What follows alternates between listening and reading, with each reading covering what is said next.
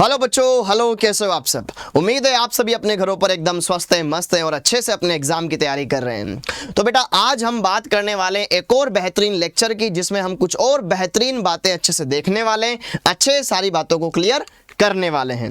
और अच्छा, मैं बेटा इस वीडियो को स्टार्ट करूं उससे पहले मैं आपको बता दूं ये एक रिकॉर्डेड वीडियो है।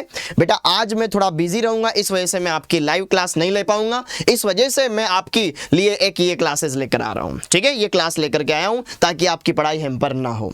तो बच्चों बात करते हैं आज के टॉपिक पर कि आज हम क्या करने वाले हैं, क्या क्या चीजें हैं जो हम देखने वाले हैं। हर एक बात को अच्छे से डिटेल में जानेंगे, हर एक बात को अच्छे से समझेंगे। आपको बढ़िया से अच्छे से पूरे लगन के साथ इस क्लास को देखना है, हर एक बच्चे तक इस क्लास को पहुंचाना है। ठीक है, और अगर आप बेटा इस चैनल पर नए हैं तो इसको सब्सक्राइब भी कर लें, अच्छे सारी बातों को समझ लें। और बेटा जो डिस्क्रिप्शन में गूगल फॉर्म दे रखा है उस गूगल फॉर्म को जरूर भरना। क्लियर है, उस गूगल फॉर्म को आप जरूर भरना ताकि आप अच्छे से बेटा हमारे पेड बैच में आ सके, अच्छे से वहां पर आकर के पढ़ाई कर सकें। ठीक है, ओके, ताकि आपको कोई प्रॉब्लम ना आए, सर मैं किस तरीके से कोर्स खरीदूं, सर मुझे नहीं आ रहा है, सर पेमेंट में प्रॉब्लम आ रही है। तो वो सारी चीजें बेटा आप गूगल फॉर्म फिल करो, हमारी टीम आपको अच्छे से सारी चीजें बता देगी। ठीक, ओके, अब आगे बढ़ते हैं बेटा आज की ये क्लास। तो आज की क्लास में हम क्या करने वाले हैं, आज की क्लास में हम क्या करने वाले हैं उस बात पर हम आगे बढ़ते हैं। तो बेटा आज है हमारा इस एल्डिहाइड कीटोन कार्बोक्सिलिक अम्ल का यहां पर 5वां दिन। पहले दिन मैंने क्वेश्चन की प्रैक्टिस करवाई थी ताकि आपका बढ़िया सा रिवीजन हो जाए। फिर उसके बाद मैं यहां पर बैक टू बैक कार्बोक्सिलिक अम्ल वाला टॉपिक पढ़ा रहा हूं, जिस पर आज हम बात करने वाले हैं 5वें दिन की। ठीक है, आज हमारा ये इस पर 5th लेक्चर होगा कार्बोक्सिलिक अम्ल पर। तो अगर हम बात करें इसमें आज हम क्या क्या चीजें इसमें कवर करने वाले हैं आज के लेक्चर में, तो उन सारी बातों को आपको बढ़िया से देखना है, अच्छे से क्लियर करना है दोस्तों। तो सबसे पहले तो यहां पर हम कार्बोक्सिलिक अम्ल के बारे में बात करेंगे और साथ के साथ जो कार्बोनिल यौगिक है बेटा उनके परीक्षण के बारे में बात करेंगे। ठीक है, कार्बनिक यौगिक बोल दो या कार्बोनिल यौगिक, स्पेशली हम उनको देखने वाले हैं जिनके परीक्षण के बारे में हम बात करने वाले हैं। और यकीन माने बेटा हर साल नीट एग्जाम में इस टॉपिक से क्वेश्चन आता ही आता है 100%। ठीक है, 100% ये जो परीक्षण वाला टॉपिक है इससे क्वेश्चन आता ही आता है। आप किसी भी साल का पेपर उठा के देख लो, 2023 का उठाओ, 22 का उठाओ, 21 का उठाओ, उससे पहले वाले एग्जाम्स का उठाओ, हर साल परीक्षण पर रिलेटेड क्वेश्चन आया है। चाहे एल्कोहल का परीक्षण हो, चाहे कार्बोनिल यौगिकों का परीक्षण हो, चाहे एमिनो का हो, जैव अणु वाले चैप्टर से रिलेटेड हो, आता ही आता है। ठीक है, अब आगे बढ़ाते हैं दोस्तों, क्लियर है। ओके, तो अब बात करें यार यहां पर आगे की, तो सबसे पहले एक बार हम रिवीजन कर लेते हैं कि पिछले लेक्चर में हमने क्या देखा था। ठीक है, पिछले लेक्चर में हमने क्या देखा था, तो सबसे पहले फटाफट से हम यहां पर रिवीजन देख लेते हैं। तो दोस्तों पिछले लेक्चर में मैंने आपको क्या क्या टॉपिक पढ़ाए। पिछले लेक्चर के अंदर हमने ये देखा कि यार जो कार्बनिक समूह है, जो हमारा कार्बनिक समूह है उसकी हेल्प से हम क्या क्या चीजें बता सकते हैं। तो फिर हमने पढ़ा था यहां पर कार्बोक्सिलिक अम्ल, कार्बोक्सिलिक अम्ल का अपचयन, कार्बोक्सिलिक अम्ल का अपचयन, ये हमने पढ़ा। अब कार्बोक्सिलिक अम्ल के अपचयन से हम 2 तरह के उत्पाद बना सकते हैं। कार्बोक्सिलिक अम्ल का अपचयन करके आपको अगर एल्कोहल बनाना है तो वो भी हमने देखा। कार्बोक्सिलिक अम्ल का एल्कोहल में अपचयन करना हो तो उसके लिए कौन से भी कर्मक इस्तेमाल करने होते हैं, लिथियम एल्यूमिनियम हाइड्राइड, हाइड्रोजनीकरण करा दो आप निकल धातु की उपस्थिति में, या डाइबोरेन ले लो, ये इसके लिए एक बहुत ही अच्छा यहाँ पर अभिकर्मक होता है जो इसी को क्या करता है यहाँ पर अपचयित करता है एल्कोहल में। और अगर आप इसको हाइड्रोकार्बन जैसे कि एल्केन में कन्वर्ट करना चाहते हो तो यहाँ पर लाल फास्फोरस प्लस HI ले लो, उससे आप ये कर पाओगे। फिर इसके बाद हमने देखी पूरे कार्बोक्सिलिक समूह की अभिक्रिया, तो उसके अंदर हमने देखा विकार्बोक्सिलीकरण। विकार्बोक्सिलीकरण एक बहुत ही इंपॉर्टेंट रिएक्शन है जिसका मैकेनिज्म आपको पता होना चाहिए ताकि आपको वहां पे दिखे इसमें कार्बोरेनाइन बनता है। फिर दूसरी बात हमने देखा कोल्बे वैद्युत अपघटन, कोल्बे वैद्युत अपघटन, इसमें भी पता होना चाहिए कि इसका मध्यवर्ती क्या बनता है, किस तरीके से अंतिम उत्पाद बनता है, वो आपको पता होना चाहिए दोस्तों। फिर इसके बाद हमने देखा Borodin Hunsdiecker reaction, Hund's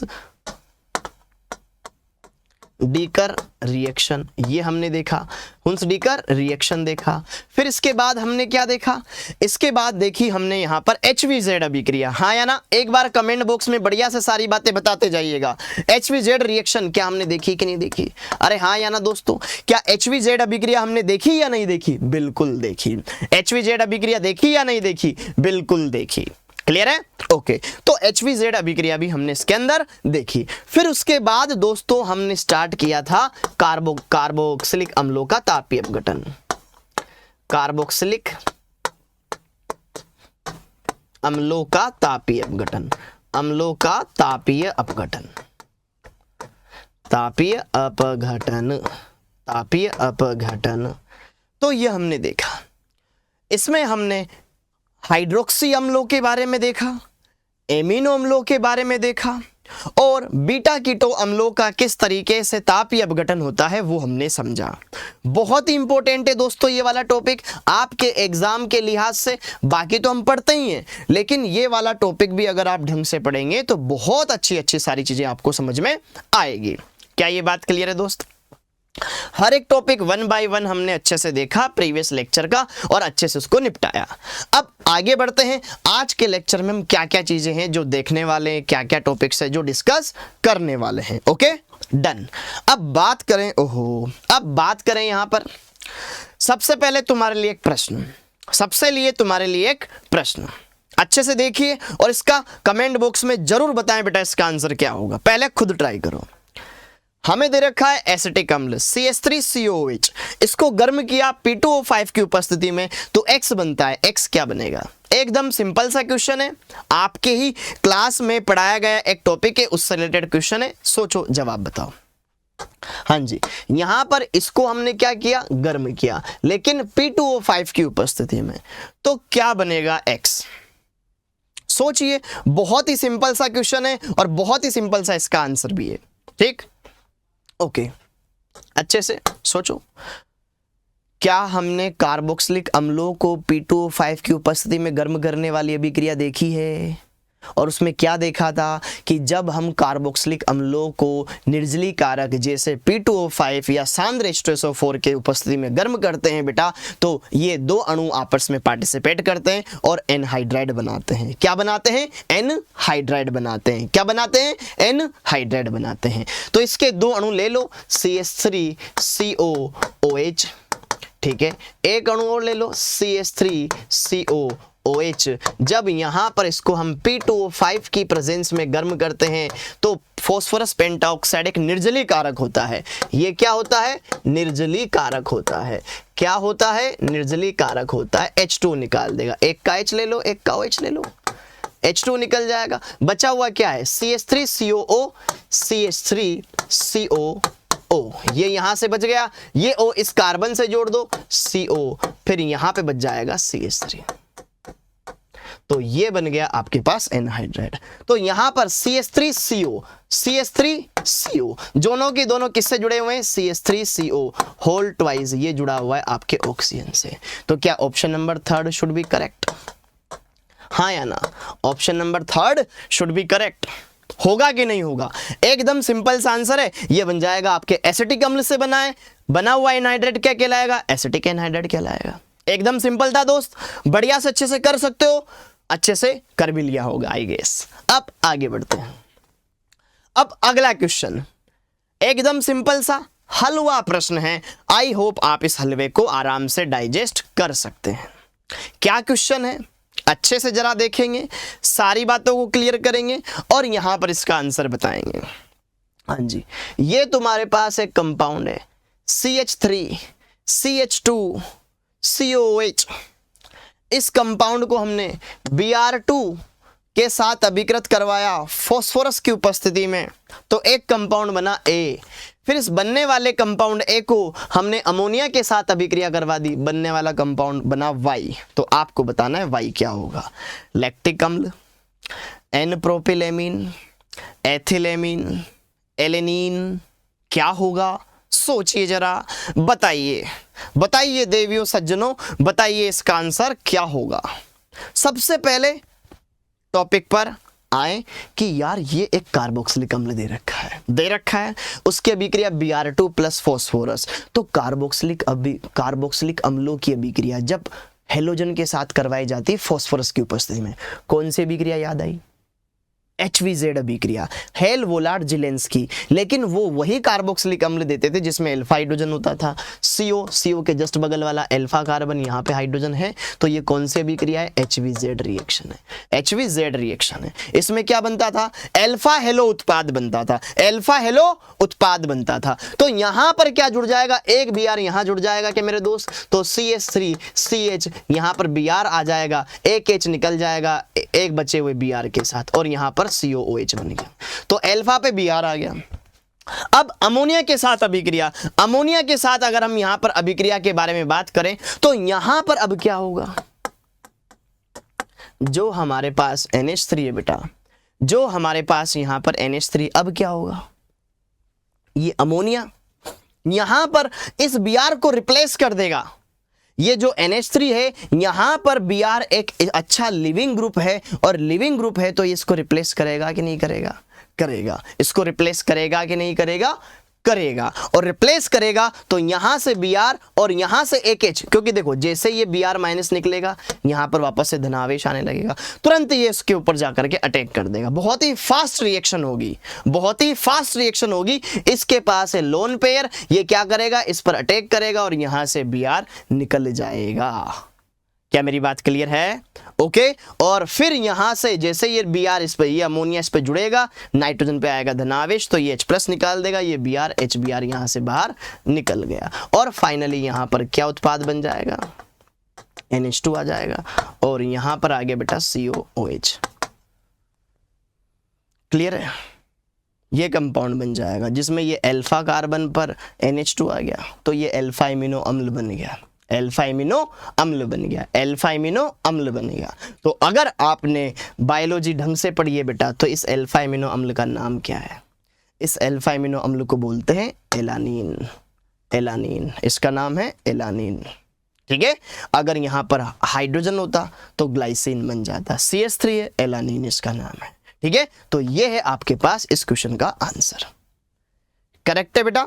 ठीक है। अब आगे बढ़ते हैं, अगला क्वेश्चन।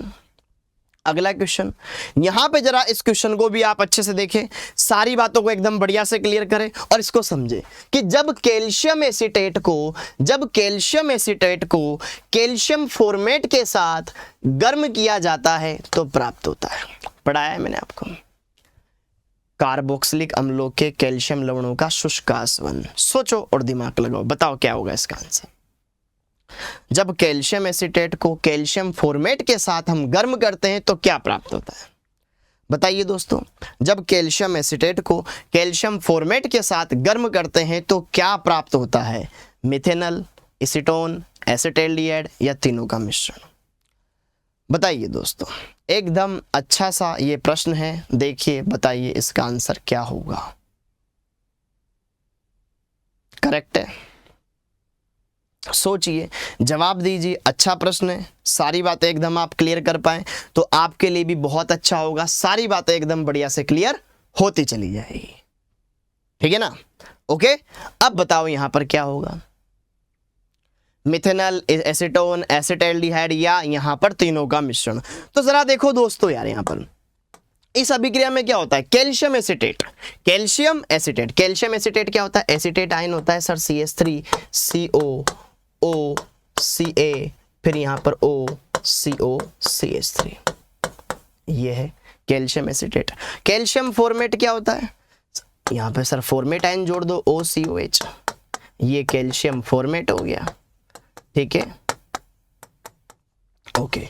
जब इनको गर्म किया जाता है तो मैंने आपको पढ़ाया था, अगर हम केवल एक ही प्रकार के कैल्शियम लवण का शुष्क आसवन कर रहे हैं बेटा तो सिंगल उत्पाद बनेगा। ठीक है। अगर मैं इसी को कैल्शियम एसीटेट को गर्म कर रहा होता, यह है आपका कैल्शियम एसीटेट। तो कैल्शियम एसीटेट को गर्म करते हैं तो इसी के अंदर गर्म होकर के फिर बेटा यहाँ पर एसीटोन प्राप्त हो जाता, CaCO3 बाहर निकल जाता, ये CH3 यहाँ पे जाके जुड़ जाता। पढ़ाया है। ये है आपके पास कैल्शियम फॉर्मेट। अब कैल्शियम फॉर्मेट की अभिक्रिया जब आप कैल्शियम एसीटेट के साथ अभिक्रिया करवाते हो तो फिर मिश्रित उत्पाद बनता है। क्या बनता है? मिश्रित उत्पाद बनता है। अब मिश्रित उत्पाद में क्या होगा, जरा देखो ध्यान से। मिश्रित उत्पाद में होगा क्या? मिश्रित उत्पाद में बनेगा आपके पास मिक्स कंपाउंड। क्या बनेगा? मिक्स कंपाउंड बनेगा। यहां पर एसिटाल्डिहाइड इसमें बनता है। एक बार मैं यहां पर आपको H2 ये CaCO3 निकाल करके दिखा देता हूं। CaCO3, ठीक है, ये CH3 यहां लग जाएगा तो ये ऑक्सीजन चला जाएगा। ठीक है, ओके, हाँ जी, इसको मैं करेक्ट कर देता हूं एक बार।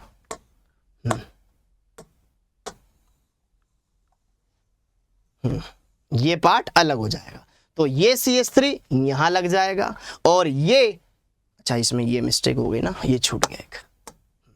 यहां पे जरा देखिएगा बेटा, यहां से ये Ca, ये और हाँ ये वाला, फिर ये वाला अलग हो जाएगा। देखो जरा ध्यान से देखिएगा, CaCOO3, ठीक है, CaCOO3, तो दो CaCO3 यहां से निकल जाएंगे। कैल्शियम कार्बोनेट, कैल्शियम कार्बोनेट, दो अणु यहां से अलग हो गए CaCO3 के। यही होता था, गर्म करते थे क्या निकलता था? CaCO3 निकलता था। तो ये CH3 इसके साथ जुड़ जाएगा, CH3COH बन जाएगा और ये CH3CO बच गया, इधर H के साथ जुड़ जाएगा। तो यहां पर क्या बन गया? टोटल मिलाकर के 2 मोल CH3COH बन जाएगा, जो कि क्या है? एसिटाल्डिहाइड है, एसिटाल्डिहाइड है, एसिटाल्डिहाइड है। क्या मेरी बात क्लियर है? अगर हम एक ही प्रकार के कैल्शियम लवण को गर्म करते हैं बेटा तो उससे ही नॉर्मल उत्पाद बनता है, और अगर दो ले लेंगे तो फिर वहां पे जो क्रॉस प्रोडक्ट होगा दोनों का वो बनेगा। ठीक, ओके, तो ये बात हमने देखी, तो इसका आंसर हो जाएगा ऑप्शन नंबर 3। समझ आया क्वेश्चन? हर एक क्वेश्चन बहुत ही अच्छा है और आपकी नॉलेज को इनहेंस करने वाला है। तो बढ़िया से अच्छे से इन सारी बातों को समझते रहें, अच्छे से नोट डाउन करते रहें और पूरे के पूरे अच्छे से नोट्स बना ले बेटा। ठीक है, क्योंकि जो ये क्लासेस हम चला रहे हैं, ये क्लासेस उन बच्चों के लिए जो हमसे कहीं ना कहीं जुड़े हुए हैं, और अगर उन बच्चों को ये क्लासेस अच्छे से मिल जाएगी तो उनके अंदर बेटा ऐसी कोई डर वाली भावना नहीं आएगी, अरे सर अब मैं क्या करूं। आप बढ़िया से अच्छे से पढ़ते रहो, सारी बातें एकदम टाइम टू टाइम आपके सामने आ रही है। अब आगे बढ़ते हैं, नेक्स्ट क्वेश्चन। अब ये नेक्स्ट क्वेश्चन बच्चों मैंने आपको बोला था पिछली क्लास में कि ये आप अच्छे से ट्राई कीजिएगा कि एडिपिक अम्ल को गर्म करने पर बनता है। एडिपिक अम्ल को गर्म करने पर क्या बनेगा? एडिपिक अम्ल क्या होता है आपको मैंने बताया था, OMS GAP। ये सारे के सारे डाइकार्बोक्सिलिक अम्ल है। ठीक है, मतलब जिसमें दो COOH होते हैं, 0 1 2 3 4 5, A4 एडिपिक अम्ल। इसमें 2 COOH के बीच में 4 CH2 रहेंगे, मतलब CH2 CH2 फिर CH2 CH2, ऐसे 4 CH2। यहां पर आ जाएगा COH, यहां आ जाएगा COH।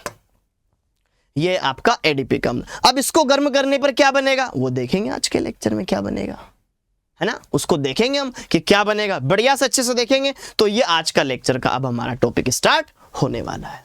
फिर अब बात करते हैं आज के टॉपिक की। तो बहुत अच्छा टॉपिक है बेटा, इसको भी आपको अच्छे से देखना है, सारी बातों को एकदम अच्छे से क्लियर करते हुए आगे बढ़ना है। ओके, तो कार्बोक्सिलिक अम्लों का तापीय अपघटन। कार्बोक्सिलिक अम्लों का तापीय अपघटन, इसमें हमने हाइड्रोक्सी अम्लों का देख लिया था, एमिनो अम्लों का देख लिया था, बीटा कीटो अम्लों का देख लिया था। अब हम बात करेंगे यहां पर किसके बारे में? डाई कार्बोक्सिलिक अम्लों का तापीय अपघटन। तो हेडिंग डाल लेंगे, डाई कार्बोक्सिलिक अम्लों का, कार्बोक्सिलिक अम्लों का तापीय अपघटन, तापीय अपघटन, तापीय अपघटन। हाँ जी, अब डाइकार्बोक्सिलिक अम्ल कौन कौन से होते हैं? तो वो सारे के सारे अम्ल कौन से थे? OMS GAP, OMS gap. ठीक है, 0 1 2 3 4, ठीक है, 0 ओम्स गैप। हाँ, एक अक्षर छूट गया। ठीक है, हाँ जी, OMS GAP, ओम्स गैप। अगर दो COOH के बीच में 0 CH2 ग्रुप हो तो O मतलब ऑक्जेलिक अम्ल, तो पहला है आपका ऑक्जेलिक एसिड, ठीक है, ओके। दूसरा है M मतलब मेलोनिक अम्ल, मेलोनिक अम्ल, हर एक के बारे में बढ़िया से बताऊंगा बेटा, टेंशन मत लो, ठीक है। S मतलब succinic acid, succinic acid, Hindi में भी इनको यही बोलते हैं, ठीक है। फिर यहां पर G मतलब ग्लूटेरिक अम्ल, ग्लूटेरिक एसिड, ग्लूटेरिक एसिड, ये बन जाएगा। फिर आ जाएगा आपके A मतलब एडिपिक अम्ल, तो यही था हमारा एडिपिक अम्ल, एडिपिक एसिड। और A के आपके पास पेमेलिक अम्ल, पेमेलिक अम्ल,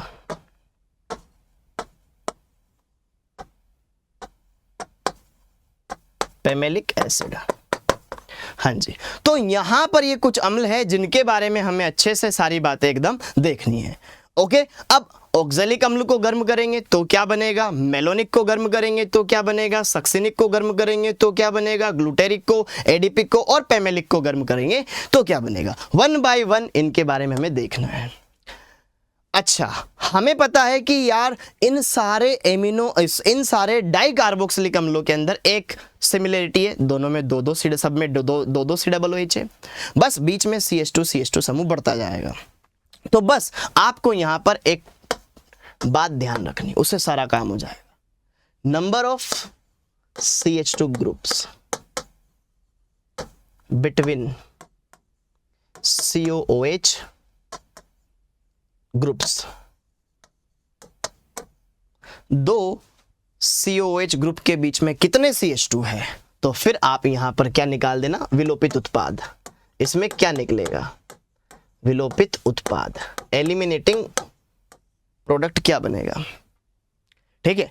तो अगर CH2 1 0 या 1 है तो आपको CO2 निकालनी है, अगर 2 या 3 है तो आपको H2 निकालना है, और अगर CH2 ग्रुप 4 और 5 है तो आपको H2O भी निकालना है और CO2 भी निकालना है। हो गया काम एक ही बार में, ठीक है। अगर आपने इनमें से कोई भी एक अम्ल देखा, उसके अंदर 2 कार्बन के बीच, 2 COOH के बीच में कितने CH2 है ये आप देख लेते हो, जैसे कि 0 1 है तो उसमें HCO2 निकालेंगे, ठीक है। 2 3 है तो H2 निकालेंगे, 4 5 है तो H2O भी निकलेगा और CO2 भी निकलेगा। तो अब जरा देखो दोस्तों, यहां पर यार ऑक्जेलिक में तो 0 है तो मतलब सिर्फ CO2 निकाल दो, मेलोनिक में 1 है तो भी CO2 निकाल दो, सक्सिनिक और ग्लूटेरिक में कितने, 2 या 3 CH2 होंगे तो वहां पर H2 निकालेंगे, ठीक है, दोनों COOH समूह को मिला करके। और यहां पर एडिपिक और पेमेलिक में यहां पर H2O भी निकलेगा, CO2 भी निकलेगा। क्या मेरी बात समझ में आ गई? आपके हैंड टू हैंड सारे के सारे उत्पाद आपके स्क्रीन पर चमक जाएंगे। तो ये बात ध्यान रखना, एकदम अच्छे से सारे बच्चों को क्लियर हो जानी चाहिए, एकदम सब बच्चों को अच्छे से क्लियर हो जानी चाहिए। नहीं मिलेगा चिंता मत करो, अच्छे से पढ़ोगे सब कुछ क्लियर रहेगा।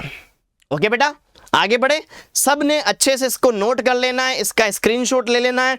अब आगे बढ़ते हैं।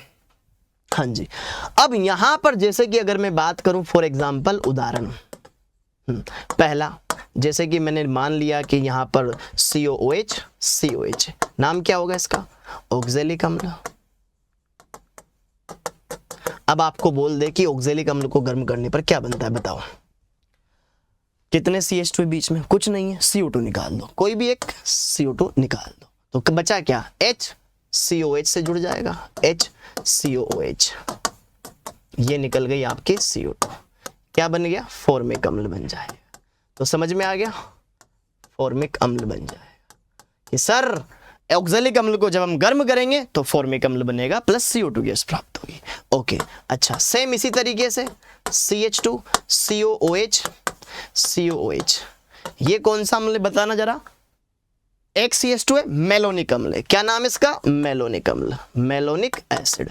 अब बताओ जरा, इसको अगर हम गर्म करेंगे बच्चों तो क्या मिलेगा, सर अगर आप इसको गर्म करोगे तो CH2 1 है तो फिर CO2 निकाल दो, ये फिर CO2 निकल गई, H इससे जोड़ दोगे CH3 हो जाएगा, CH3 COOH, यहां पर CO2 बन जाएगा। क्या मेरी बात क्लियर है? आसान है, बस हमें याद क्या रखना है, डाइकार्बोक्सिलिक अम्ल है, बीच में कितने CH2 है। ये बन गया तुम्हारा एसिटिक एसिड, ये बन गया तुम्हारा एसिटिक अम्ल, एसिटिक एसिड। क्लियर है क्या? अगर मैं 3 लगा देता हूं, ठीक है, 3 लगा देता हूं, फिर आप बताओ कैसे करेंगे? CH2 CH2 फिर CH2, ऊपर भी यहां पर COH लगा दिया, यहां पर भी COH लगा दिया। बताओ पहले तो इसका नाम क्या है? 3 CH2 है तो सक्सिनिक, OMS, ठीक है, सक्सिनिक अम्ल। ये है आपका सक्सिनिक एसिड, सक्सिनिक अम्ल।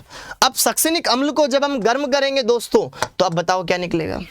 सर अगर 3 या 4 होंगे, ठीक है, 0 1, अच्छा 2 3, अगर यहां पर, अच्छा यहां मैं तभी सोचू कुछ तो गड़बड़ है इसमें, एक है, हाँ यहां पर इसको मैं सही कर देता हूं, 2 CH2 आएंगे, 2 CH2 आएंगे, हाँ तभी मैं सोचू, हाँ अब क्लियर है। इसमें 2 CH2 है, पहले 1 अब 2, 2 CH2 हो या 3 CH2 हो तो क्या निकलता है? जल निकलता है। क्या निकलता है? जल। एक से निकाल दो H और एक से निकाल दो OH, जोड़ दो H2 निकाल दो, बचा क्या? ये ऑक्सीजन इस कार्बन से जोड़ दो, हाँ है ना, तो वलय बन जाएगी, कार्बन कार्बन कार्बन कार्बन, एक ऑक्सीजन, ठीक है, ओके। तो यहां पर जरा देखो ध्यान से, CH2 CH2 CO फिर CO, हाँ के ना, और ये ऑक्सीजन दोनों के बीच में आ जाएगा, तो क्या COO एनहाइड्राइड बन गया। किससे बन गया? सक्सिनिक अम्ल से। तो इसका नाम क्या होगा? Succinic anhydride. इसका नाम क्या हो जाएगा? सक्सिनिक एनहाइड्राइड, सक्सिनिक एनहाइड्राइड बन जाएगा, सक्सिनिक एनहाइड्राइड बन जाएगा।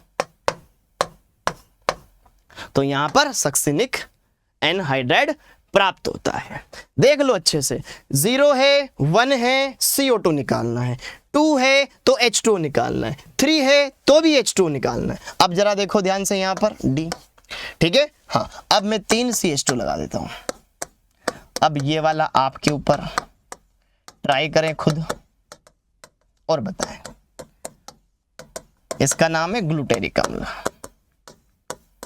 ग्लूटेरिक अम्ल। अगर इसको गर्म करना हो बच्चों तो क्या बनाएंगे? सोचिए, ग्लूटेरिक अम्ल, सॉरी, ओहो, ग्लूटेरिक अम्ल। और देन इसके बाद अगर मैं बात करूं E, CH2 बढ़ा दिया, 4 CH2 लगा दिए। अब इसका नाम क्या हो जाएगा? अब इसका नाम क्या हो जाएगा? एडिपिक अम्ल, क्योंकि 4 CH2 आ गए। ये है आपके पास एडिपिक अम्ल, एडिपिक एसिड। अब आप देखो, एडिपिक अम्ल को गर्म करेंगे तो क्या बनेगा? अच्छे से सोचिए, दोनों क्वेश्चंस को अच्छे से दिमाग लगाइए।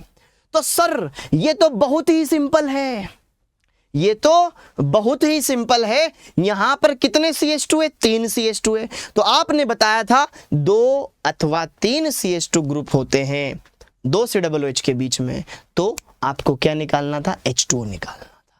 तो किसी भी एक का H ले लो और दूसरे का OH ले लो, इन दोनों समूहों में से। तो यहां पर से निकल जाएगा H, यहां से निकल जाएगा OH, तो H2 निकाल दिया बेटा। अब बचा क्या? Carbon carbon carbon carbon carbon, 5 तो कार्बन, 1 ऑक्सीजन, ये ऑक्सीजन इससे जोड़ दो तो वलय बन जाएगी एक। तो 6 सदस्य की वलय बनेगी जिसमें 5 तो कार्बन है, हाँ है ना, और 1 ऑक्सीजन है।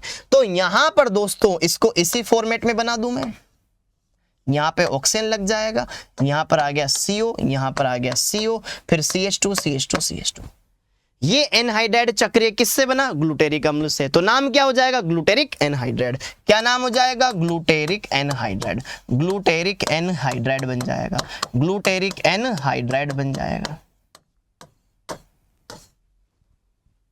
क्या ये सारी बात एकदम क्लियर है? एकदम झकास। ओके, अब यहां पे जरा देखो, एडिपिक अम्ल है। अब एडिपिक अम्ल में कितने CH2 है? 1 2 3 4, 4 CH2 है। सर अगर 4 CH2 होते हैं तो क्या करते थे? H2O भी निकाल, CO2 भी निकाल।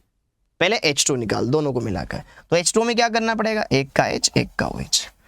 अब CO2 निकाल, यहां तो सिर्फ CO बचा, CO2 कहां दिखाई दे रहा है, COO, CO2 निकाल, क्या निकाल, CO2 निकाल, ये CO2 भी गया, तो H2O भी चला गया, CO2 भी चला गया, भैया जी H2O भी निकल गया और CO2 भी निकल गया, तो बचा क्या सर, एक CH2, ये 4 CH2 तो बचे और ये CO बचा, ये CO डायरेक्ट इस कार्बन से जोड़ दो, तो यहां पर 4 तो CH2, एक CO आ जाएगा, चक्रीय वलय बना लेगा, तो 4 तो CH2 आ गए, एक CO आ गया, तो ये CO इधर CH2 CH2 CH2 CH2 क्या बन गया, साइक्लोपेंटेनोन बन गया, साइक्लिक यौगिक है, साइक्लोपेंटेन, CO है इसलिए साइक्लोपेंटेनोन, क्या बन गया, ये साइक्लोपेंटेनोन बन गया, साइक्लोपेंटेनोन बन गया, पेंटेनोन बन गया।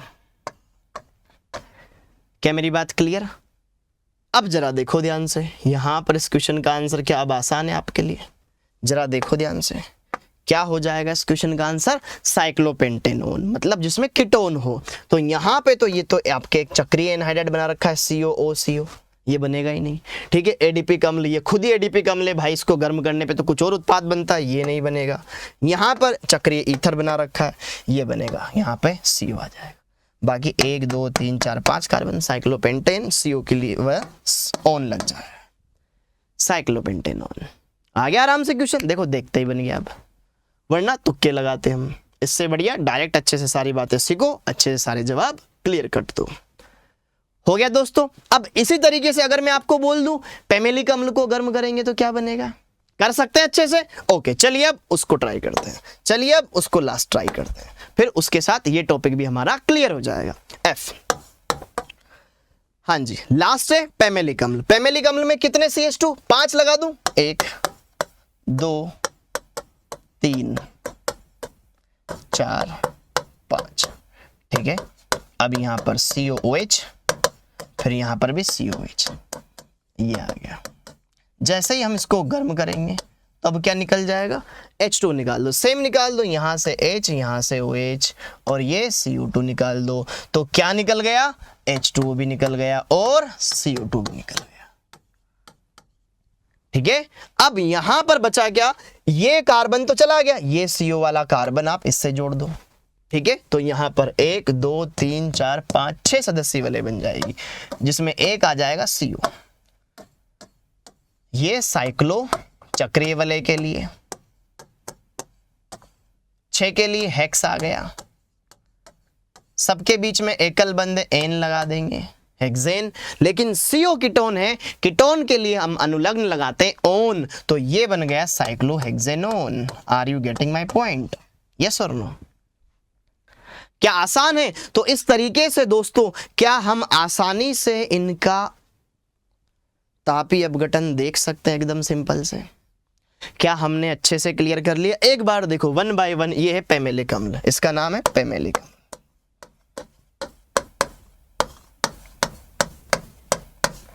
एक बार 1 बाय 1 अच्छे से देख लो, सारी बातों को एकदम क्लियर कर लो। तो ऑक्जेलिक अम्ल, मेलोनिक अम्ल, सक्सिनिक अम्ल, फिर यहाँ पर ग्लूटेरिक अम्ल, फिर एडिपिक अम्ल, अच्छे से हमने क्लियर कर दिया, सारी बातों को एकदम अच्छे से समझ लिया। डन है क्या दोस्त? अब आगे बढ़ते हैं, अब आगे बढ़ते हैं, अब आगे बढ़ते हैं। डन? चलो जी चलो आगे बढ़ते हैं, कुछ और बातें हैं जो अच्छे से हम डिस्कस कर लेते हैं। डन? अब अगला टॉपिक, तो इसी के साथ बच्चों हमारा कार्बोक्सिलिक अम्ल का सफर यहीं पर खत्म हुआ, जिसमें हमने जो कार्बोक्सिलिक अम्ल था, एलिफेटिक कार्बोक्सिलिक अम्ल, उसके बारे में अच्छे सारी नॉलेज ली कि भाई ये कैसे अम्लीय प्रकृति दर्शाता है, कैसे ये OH समूह अलग करवाता है, कैसे इसमें क्या होता है CO ग्रुप का अपचयन होता है, कैसे यहाँ पर COH समूह की अभिक्रियाएं होती है, फिर यहाँ पर HVZ अभिक्रिया देखिए एल्किल समूह वाली, फिर यहाँ पर तापीय अपघटन देखा। पता होना चाहिए आपको अच्छे से सबके बारे में, ठीक है। अब इसके बाद आता है इसके अंदर एरोमेटिक कार्बोक्सिलिक अम्ल, दैट इज बेंजोइक अम्ल। अब बेंजोइक अम्ल के बारे में पढ़ लेते हैं, ठीक है। वो बनाते कैसे हैं वो ऑलरेडी सब कुछ हमने उसके बारे में पढ़ रखा है, बस एक एक बार उनको अच्छे से समझ लेंगे ताकि आपको एकदम कॉन्फिडेंस आ जाएगा, अरे यार ये तो हमें आता था। फिर उसकी बेंजीन वलय की अभिक्रिया देखेंगे, एकदम सिंपल है, रद्दी अभिक्रिया है, वो सब देख लेंगे, क्लियर हो जाएगा मामला। तो इसको लगा डाला लाइव, झिंगा डाला। अब आगे बढ़ते हैं, तो अब हम पढ़ेंगे बेंजोइक अम्ल। तो हेडिंग डाल लेंगे दोस्तों बेंजोइक अम्ल। बेंजोइक अम्ल का फॉर्मूला सब जानते हैं, बेंजीन और COH, ठीक है। बेंजीन, ओहो, ये है आपके पास बेंजीन और बेंजीन के ऊपर लगा हुआ है COH ग्रुप।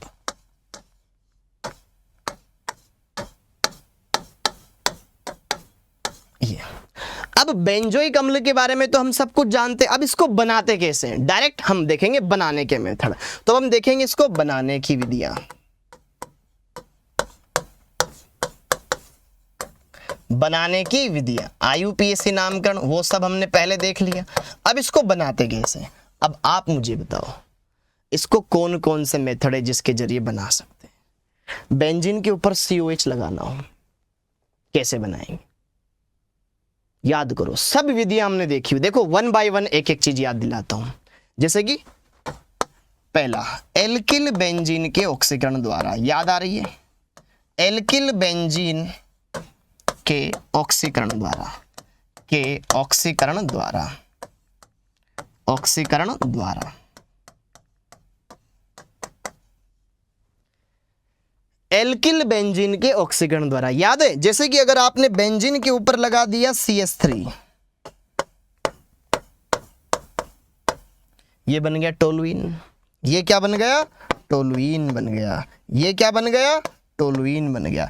जब आप टोलुइन को केमेनोफोर के क्षारीय माध्यम में, क्षारीय केमेनोफोर की उपस्थिति में गर्म करते थे, याद है आपको, जब हम क्षारीय केमेनोफोर लेते थे तो वो क्या करता था, एल्किल समूह हटा करके कार्बोक्सिलिक समूह में उसको परिवर्तित कर देता था। कितना ही बड़ा यहाँ पे पार्श्व श्रृंखला लगी हुई हो, बस बेंजीन से जुड़ा हुआ कार्बन पर कम से कम एक हाइड्रोजन होना चाहिए, तो वो रिप्लेस हो जाएगा सब कुछ और वहां पर कार्बोक्सिलिक समूह लग जाएगा। हाँ या ना बोलो यार, क्या ये हमने पढ़ा हुआ है। डायरेक्ट यहाँ पर लग जाएगा COOH, ये बन गया तुम्हारा बेंजोइक अम्ल,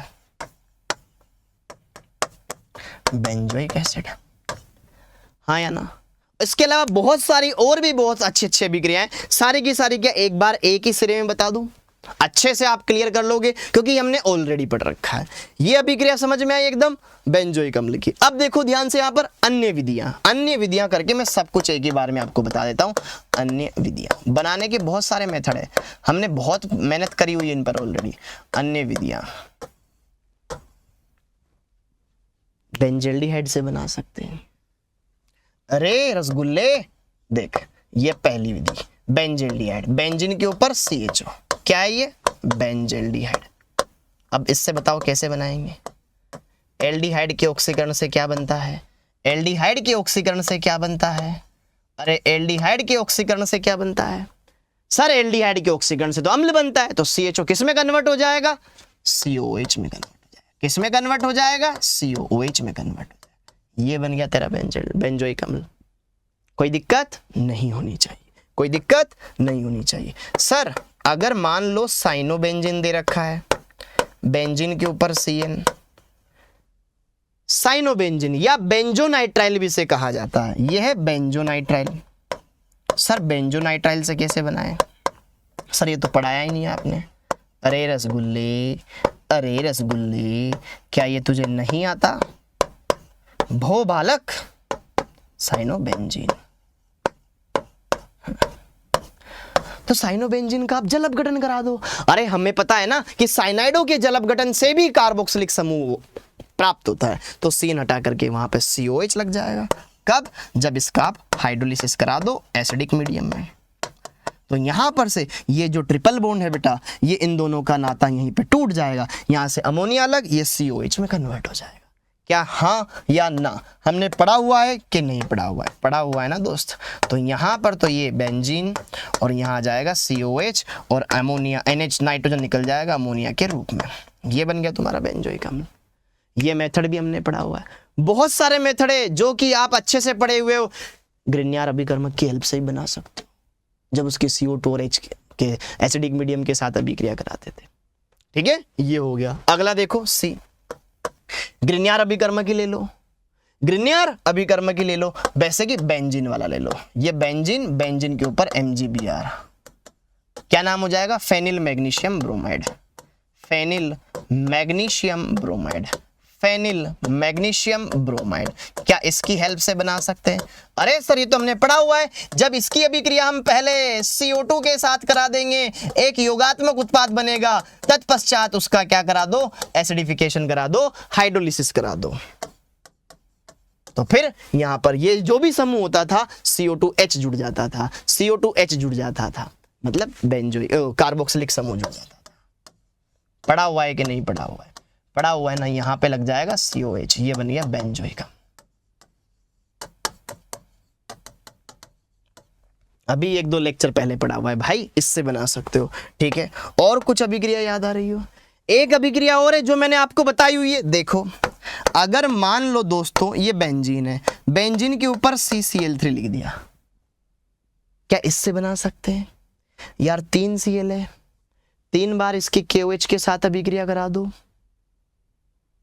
बन जाएगा। या फिर आप KOH आधिक्य में ले लो, एक्वस NaOH ले लो। करवाया हुआ क्वेश्चन है, मैंने आपको होमवर्क में दिया था, याद करो ये क्वेश्चन मैंने आपको होमवर्क में दिया था कि बताओ क्या बनेगा। तो फिर हमने देखा था यहां पर कि अंतिम उत्पाद क्या बनेगा। देखो यहां पर एक्वस NaOH है, तो यहां से क्या होगा, NaCl NaCl NaCl बाहर निकल जाएगा, निकल जाएगा। यहां से 3 NaCl बाहर निकल गया, ठीक है, स्टेप बाय स्टेप बता रहा हूं। 3 NaCl बाहर निकल गया, तो 3 OH इस पे जाके जुड़ेंगे कि नहीं जुड़ेंगे? जुड़ेंगे। हाँ के ना, हाँ के ना, बोलो यार। इस कार्बन पर 3 OH जाके जुड़ जाएंगे, OH OH OH। और हमको मालूम एक कार्बन पर एक से ज्यादा OH तो स्टेबल होता ही नहीं है, ठीक है, अच्छी बात है, जल निकाल दो। फाइनली यहां पर कार्बोक्सिलिक अम्ल बन जाएगा, ठीक है, CO। ओके तो यहां पर ये फाइनली कन्वर्ट हो जाएगा बेंजोइक अम्ल में। तो ये हमारे पास फिर बन गया बेंजोइक अम्ल, ये बन गया बेंजोइक एसिड बन गया। इस तरीके से भी आप बना सकते हो। एक मेथड हमारे पास ये हो गया, ठीक है। अगर यहां पर ये एक्सेस में ले रखा है तो फिर इसके साथ क्रिया कर जाएगा और फिर आप फिर इसका एसिडिफिकेशन करा दो, तब भी बन जाएगा, आराम से कर सकते हैं। ओके तो एक मेथड ये है, और भी मेथड में बताऊं आपको, उससे आप बना सकते हो। जैसे कि अगला मेथड कि सर कार्बोक्सिलिक अम्लों के जो व्युत्पन्न होते हैं उनका आप जल अपघटन करा दो, वहां से बना लोगे। देखो कितने हो गए ये हमारे पास D। एक मेथड, 1-2 मेथड और बता देता हूं। जैसे कि मैंने ले लिया यहां पर एमाइड ले लिया, एमाइड का जल अपघटन करा दो, यहां से आपको क्या मिल जाएगा, कार्बोक्सिलिक अम्ल मिल जाएगा, बेंजोइक अम्ल मिल जाएगा, ठीक है। ओके आपने एसिड क्लोराइड ले लिया, COCl ले लिया, एसिड क्लोराइड बेंजोइल क्लोराइड, इसका जल अपघटन करा दिया, तो यहाँ पर आपको वापस से क्या बन जाएगा, Cl अलग हो जाएगा, यहाँ पर OH लग जाएगा। ऐसे आप बना सकते हो, हाँ या ना। अगला Fg, एस्टर ले लो आप, एस्टर ले लो आप, ठीक है। यहाँ पर कोई भी CH3 ग्रुप लगा दो, ये एस्टर हो गया, इसका जल अपघटन करा दो, तो यहाँ पर आपको क्या मिल जाएगा, ये वाला हिस्सा टूट जाएगा, इधर H इधर OH लग जाएगा, ये बेंजोइक अम्ल बन गया। तो बेंजोइक अम्ल बनाने की ये बहुत सारी अभिक्रियाएं, यहाँ पे ये एल्कोहल वाला हिस्सा अलग हो जाएगा, एल्कोहल वाला हिस्सा अलग हो जाएगा, तो यहाँ पर क्या लग जाएगा बेटा, CH3OH, तो ये बन गया बेंजोइक अम्ल। तो यहाँ पर आप चाहे एमाइड लो, एसिड क्लोराइड लो या फिर एस्टर लो। ये हमारे पास एमाइड है, बेंजीन एमाइड, ये हमारे पास एसिड क्लोराइड है, ये है मेरे पास एसिड क्लोराइड, ठीक है, बेंजोइल क्लोराइड, ये ले लो आप, चाहे आप एस्टर ले लो बेटा। तो सबके जल अपघटन से क्या मिलेगा, COH COH COH, बेंजीन के ऊपर लगा हुआ है, बेंजोइक अम्ल बन गया। तो आप इनमें से किसी भी एक मेथड के जरिए, चाहे आप यहाँ पर बेंजेल्डिहाइड लो, साइनोबेंजीन लो, चाहे आप यहाँ पर ये फेनिल मैग्नीशियम ब्रोमाइड लो, चाहे आप यहाँ पर ये वाला कंपाउंड ले लो, CCl3 ऊपर लगा रखा है, बेंजीनेमाइड ले लो, ठीक है, एसिड बेंजोइल क्लोराइड ले लो, चाहे ये आपके पास एस्टर ले लो, मेथिल बेंजोएट, सबसे आपको क्या मिल जाएगा, यहाँ पर बेंजोइक अम्ल मिल जाएगा। अब बात आती है सर बेंजोइक अम्ल तो हमने बना लिया, इसकी केमिकल प्रॉपर्टीज, बेंजोइक अम्ल के बारे में वो सारी देखो, जैसे कार्बोक्सिलिक अम्ल अम्लीय प्रकृति का होता है वैसे ये होता है, तो सेम जो अभिक्रियाएं उसकी होती थी वो अभिक्रियाएं तो यहाँ पर एज इट इज आएगी, उसमें कोई चेंज नहीं है। उसको देखने का हमारे लिए यहाँ पर कोई ज्यादा औचित्य नहीं है क्योंकि वो सब वही है। सोडियम धातु के साथ क्रिया, क्षार के साथ क्रिया, फिर बाकी दूसरी अभिक्रिया वो एज इट इज आ जाएगी, उसमें कोई दिक्कत नहीं है। NaHCO3 के साथ अभिक्रिया, सोडियम बाइकार्बोनेट पढ़ा था, CO2 गैस निकलती है, कार्बोक्सिलिक समूह का परीक्षण होता है वो, ये भी देगा। ठीक है, ये सब कुछ हमने देखा। अब यहां पर इसके अंदर इंपॉर्टेंट है बेंजीन वलय की अभिक्रिया, बेंजीन वलय की अभिक्रिया। तो अब यहां पर हम बात करेंगे बेंजोइक अम्ल। अब आपको पढ़ना है बेंजोइक एसिड की, बेंजोइक एसिड की रासायनिक अभिक्रिया। इसको बनाने की विधियां जान ली, अब देखेंगे इसके रासायनिक विधियां। ओके, तो इसके अंदर बेटा जो हमें पढ़ना है सबसे इंपॉर्टेंट वो है बेंजीन वलय की अभिक्रिया, इलेक्ट्रॉन स्नेही प्रतिस्थापन अभिक्रिया। कौन सी पढ़ेंगे?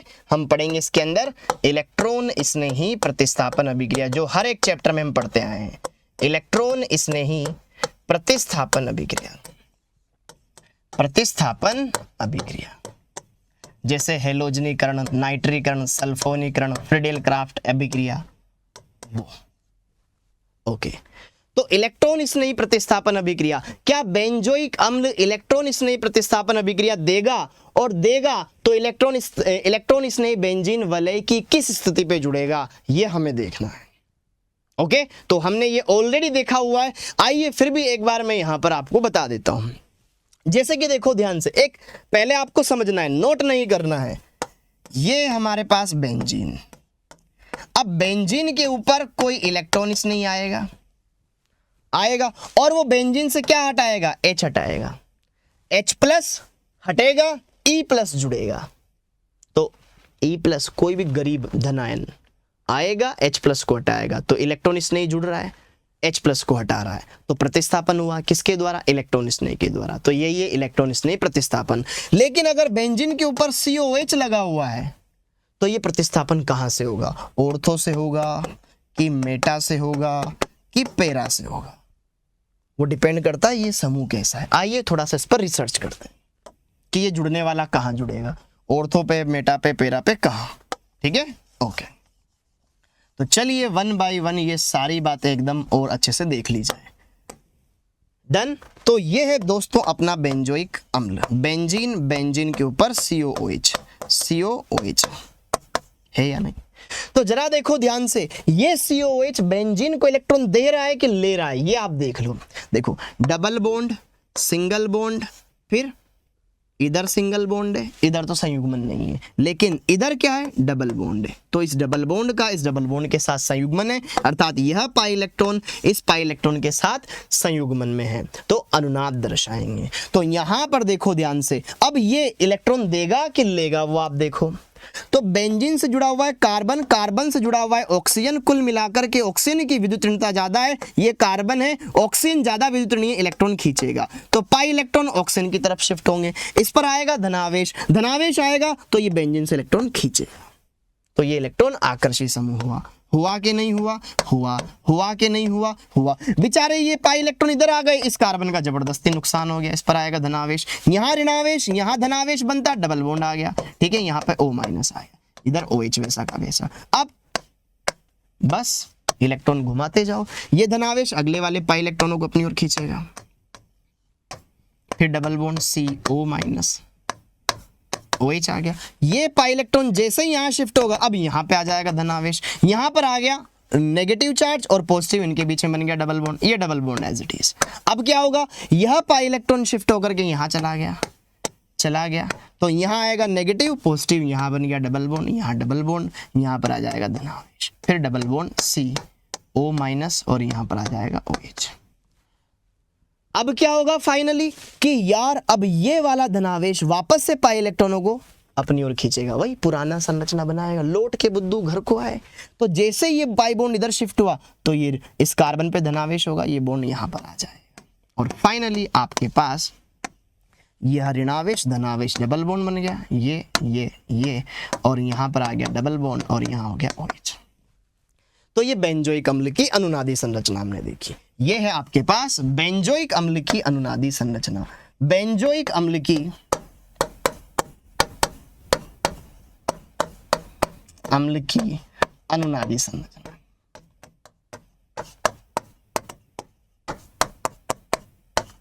और इन सब का मिला जुला रूप पूरी बेंजीन वलय के अंदर अनुनाद है, इस कार्बन बेंजीन वलय के साथ अनुनाद है, इस कार्बन ऑक्सीजन बंध में भी अनुनाद है, ये OH वैसा का वैसा ही रहा। ठीक है, और ये समूह इलेक्ट्रॉन खींचने का काम कर रहा है। देखो बेंजीन की ऑर्थो पे धनावेश, पैरा पे धनावेश और यहाँ ऑर्थो पे धनावेश, तो ऑर्थो पर धनावेश आ जाएगा, पैरा पर धनावेश आ जाएगा, पैरा ऑर्थो पे धनावेश आ जाएगा। तो बेंजीन कुल मिलाकर के अमीर हुई कि गरीब? गरीब हुई। इसका मतलब यह है कि यार ये जो COH समूह है, ये COH समूह है, यह इलेक्ट्रॉन आकर्षी समूह है, इलेक्ट्रॉन आकर्षी समूह है। बेंजीन से इलेक्ट्रॉन खींच रहा है, तो बेंजीन पहले जो अमीर हुआ करती थी, जिसके पास पाई इलेक्ट्रॉन हुआ करते थे, उस पाई इलेक्ट्रॉनों को इसने खींच लिया, तो अब ये किसी की मदद कर पाएगा क्या? क्या कम मदद करेगा? यार जैसे कि मान लो मेरे जेब में 100 रुपए हैं, अब आप मुझसे पैसे मांगने आए, तो अगर मेरे पास होंगे तो मैं आपको दे दूंगा, लेकिन अगर मान लो मुझसे ही किसी ने मांग लिए, फिर तो मैं यही बोलूंगा यार मेरे पास थोड़े पैसे कम है यार, या खत्म हो गए, ऐसा करना यार, तू मत ले यार, यही है, हाँ या ना? तो अब या तो फिर मैं तेरे को पूरे 100 रुपए की मदद नहीं कर पाऊंगा, कम की कर पाऊंगा। तो यहां पर ये जो समूह है, ये इलेक्ट्रॉन खींच रहा है, इलेक्ट्रॉन आकर्षी है, ये मदद करवाने में थोड़ी सी उल्टी नुकसान कर रहा है, ये मदद नहीं कर रहा है। तो ये बेंजीन को सक्रिय नहीं विसक्रिय कर रहा है, तो ये विसक्रियकारी समूह है, विसक्रियकारी समूह, विसक्रियकारी समूह। अब मुझे बताओ, बेंजीन की ऑर्थो और पैरा पे तो क्या गरीबी है? वो बोलते हैं ना, एक कहावत है, न मामा से काना मामा अच्छा, न होने से कुछ तो है। अब यहां पर तो ये पहले ही गरीब है, मेटा स्थिति पर तो उदासीन तो है कम से कम, अरे धनावेश नहीं है, कम से कम उदासीन तो है। तो जो आएगा गरीब आदमी, वो इन गरीबों के पास जाएगा क्या, या फिर मेटा पे जाएगा? तो इसलिए ये जो होगा, ये मेटा निर्देशीय होगा।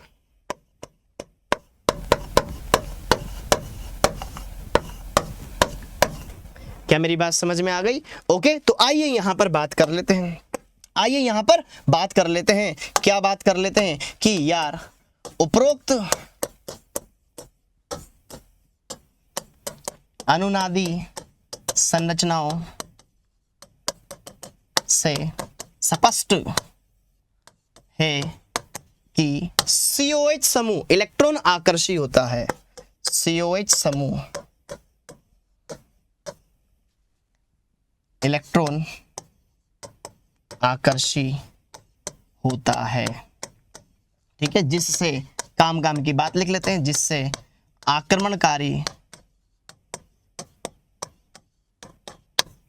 आक्रमणकारी इलेक्ट्रॉन स्नेही बेंजीन की मेटा स्थिति पर जुड़ता है।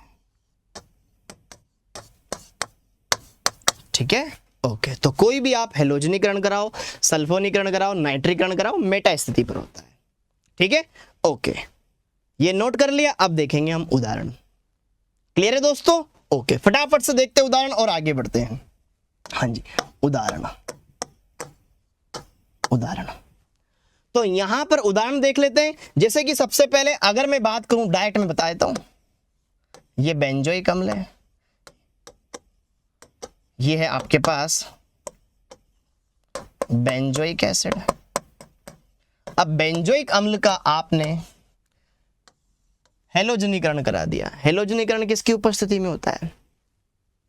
निर्जल AlCl3 FeCl3 लुईस अम्ल पढ़ा है ना हमने। तो अगर मैं इसका क्या करा दूं, क्लोरीनीकरण करा दूं, निर्जल कोई भी लुईस अम्ल ले लो, FeCl3 मैंने ले लिया, तो यहां पर क्या हो जाएगा, क्लोरीनीकरण। तो जो क्लोरीन धनायन बनता है वो कहां जुड़ेगा? ऑर्थो या पैरा पे नहीं, मेटा पे। सिर्फ एक उत्पाद बनेगा, मेटा प्रतिस्थापन, मेटा क्लोरो बेंजोइक एसिड।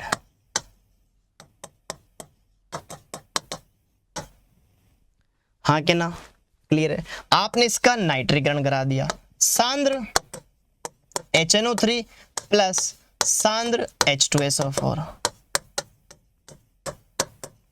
तो यहां पर हो जाएगा नाइट्रीकरण। तो नाइट्रीकरण में क्या आता है, NO2 प्लस जो मेटा पे जुड़ जाएगा,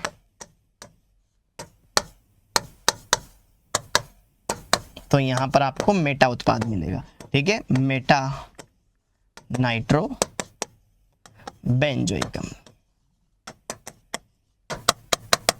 ठीक है, ये अभिक्रियाएं तो हो भी पा रही है, फिर भी हो जा रही है। ठीक है, और यहां पर अगर सिर्फ आप सांद्र या सांद्र H2SO4, इसको सधूम भी बोला जाता है, सधूम, फ्यूमिंग। ठीक है, सधूम, सधूम फ्यूम्स, अगर आप H2SO4 की फ्यूम्स भी अगर यहां पर रिएक्शन में इस्तेमाल करते हो तो वहां पर सल्फोनीकरण होगा, सल्फोनीकरण होगा, और सल्फोनीकरण होकर के बेटा ये क्या बनाएगा, सल्फोनिक ग्रुप ऐड करवा देगा।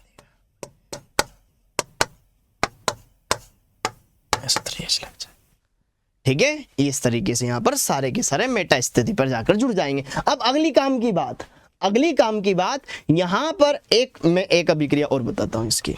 ठीक है, इंपॉर्टेंट है, अलग कलर से बता देता हूं। यहां पर अगर इसी की अभिक्रिया बेटा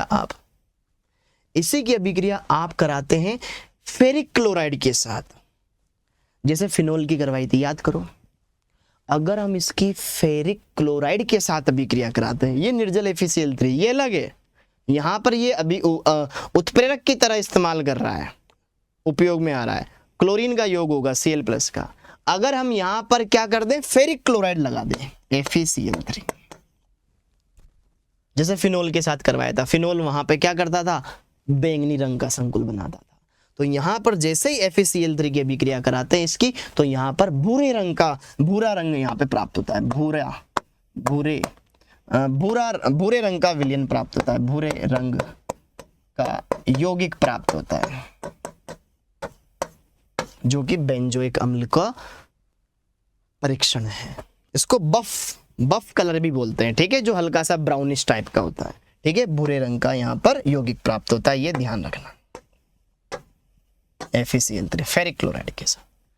क्लियर है क्या दोस्तों, डन है।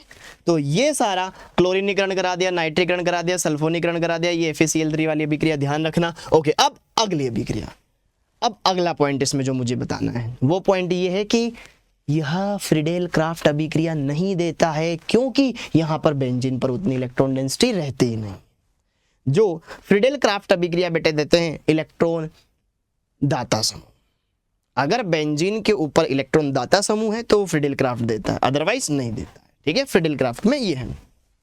तो यहां पर यह फ्रीडेल क्राफ्ट अभिक्रिया नहीं दर्शाता है,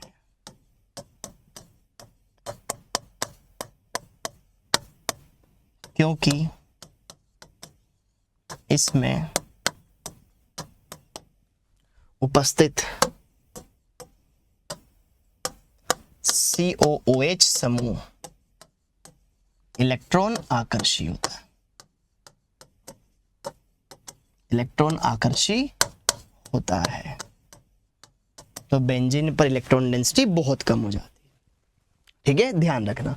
बेंजोइक अम्ल हो गया, एसिटाल्डिहाइड हो गया, या फिर बेंजीन के ऊपर आप कीटोनिक ग्रुप लगा दो, ये कोई भी नहीं दर्शाते हैं, क्योंकि ये सब इलेक्ट्रॉन आकर्षी होते हैं, इलेक्ट्रॉन अट्रैक्टिव ग्रुप्स होते हैं, इलेक्ट्रॉन विड्रॉइंग ग्रुप्स होते हैं।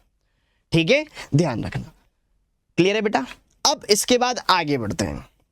तो यहां तक हमने जो पार्ट पढ़ा वो सारा पार्ट क्लियर हो गया। तो ये बेंजोइक अम्ल का यहां पर समापन होता है। अब इसके बाद दोस्तों, अब हम यहां पर पढ़ने वाले हैं क्या, जो मैंने आपको बताया था, कार्बोनिल यौगिकों के परीक्षण। ठीक है, इसी लेक्चर में कंप्लीट कर लेते हैं। छोटा सा टॉपिक है कार्बोनिल यौगिकों के परीक्षण, ये पूरा कंप्लीट हो चुका है। ठीक है, जितना हमें देखना था वो सारी चीजें मैंने आपको इसमें बताने की कोशिश करी है। कुछ नेम रिएक्शंस और है जो हम एमीन वाले चैप्टर के अंदर करेंगे, क्योंकि उनसे एमीन ही बनता है, तो वो एमीन वाले चैप्टर में हम देखेंगे। ठीक है, तो आई होप ये सारी बातें आपको समझ में आ गई। अब यहां पर जो बच्चे हमारे दूसरे बेस से टेस्ट थे उनके लिए बेटा मैं यहां पर लेकर आया हूं कार्बोनिल यौगिकों के परीक्षण।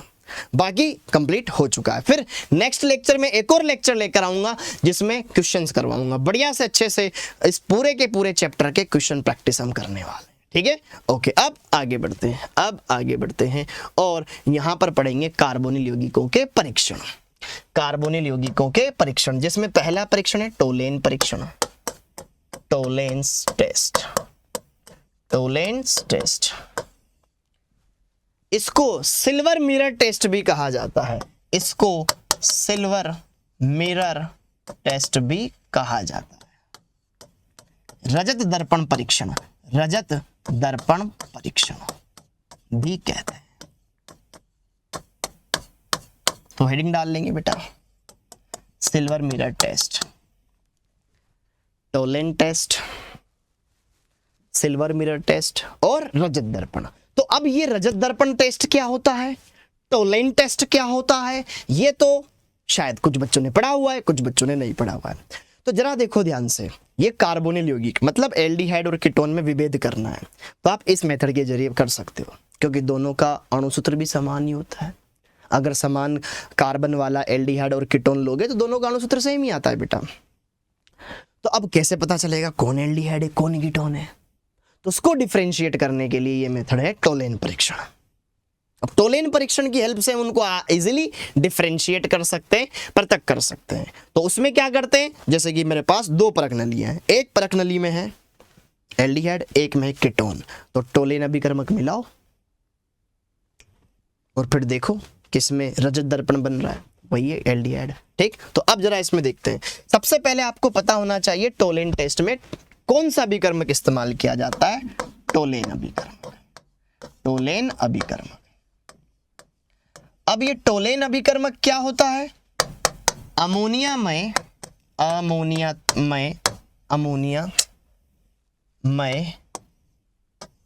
सिल्वर नाइट्रेट, एकदम ताजा बना हुआ फ्रेश अमोनियामय सिल्वर नाइट्रेट, ताजा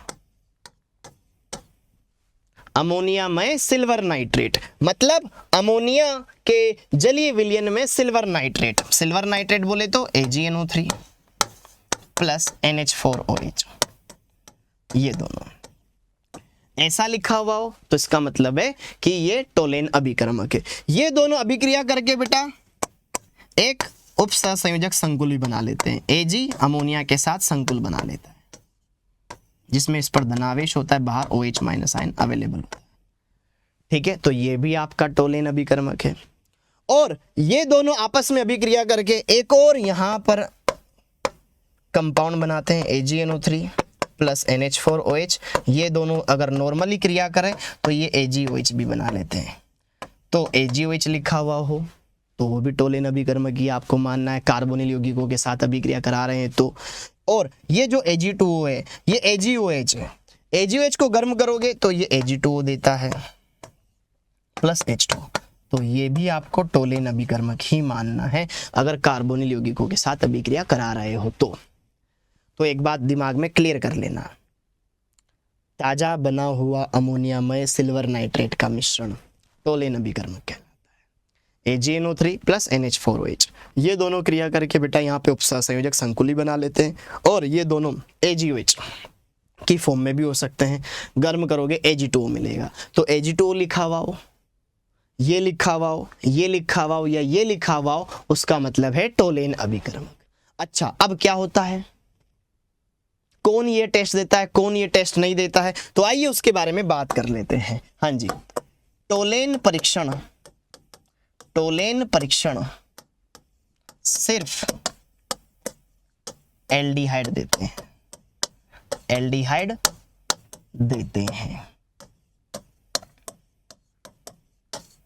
ठीक है। कीटोन यह परीक्षण नहीं देता, कीटोन यह परीक्षण नहीं देता है। अच्छा, इसमें क्या होता है, कि एल्डिहाइड की अभिक्रिया हम क्या कराते हैं, टोलेन अभिकर्मक के साथ कराते हैं क्षारीय माध्यम में, तो हमें रजत दर्पण प्राप्त होता है। ठीक है, इस परीक्षण में एल्डिहाइड टोलेन अभिकर्मक, टोलेन अभिकर्मक, टोलेन अभिकर्मक के साथ क्षारीय माध्यम में, के साथ क्षारीय माध्यम में क्रिया कर रजत दर्पण बनाता है।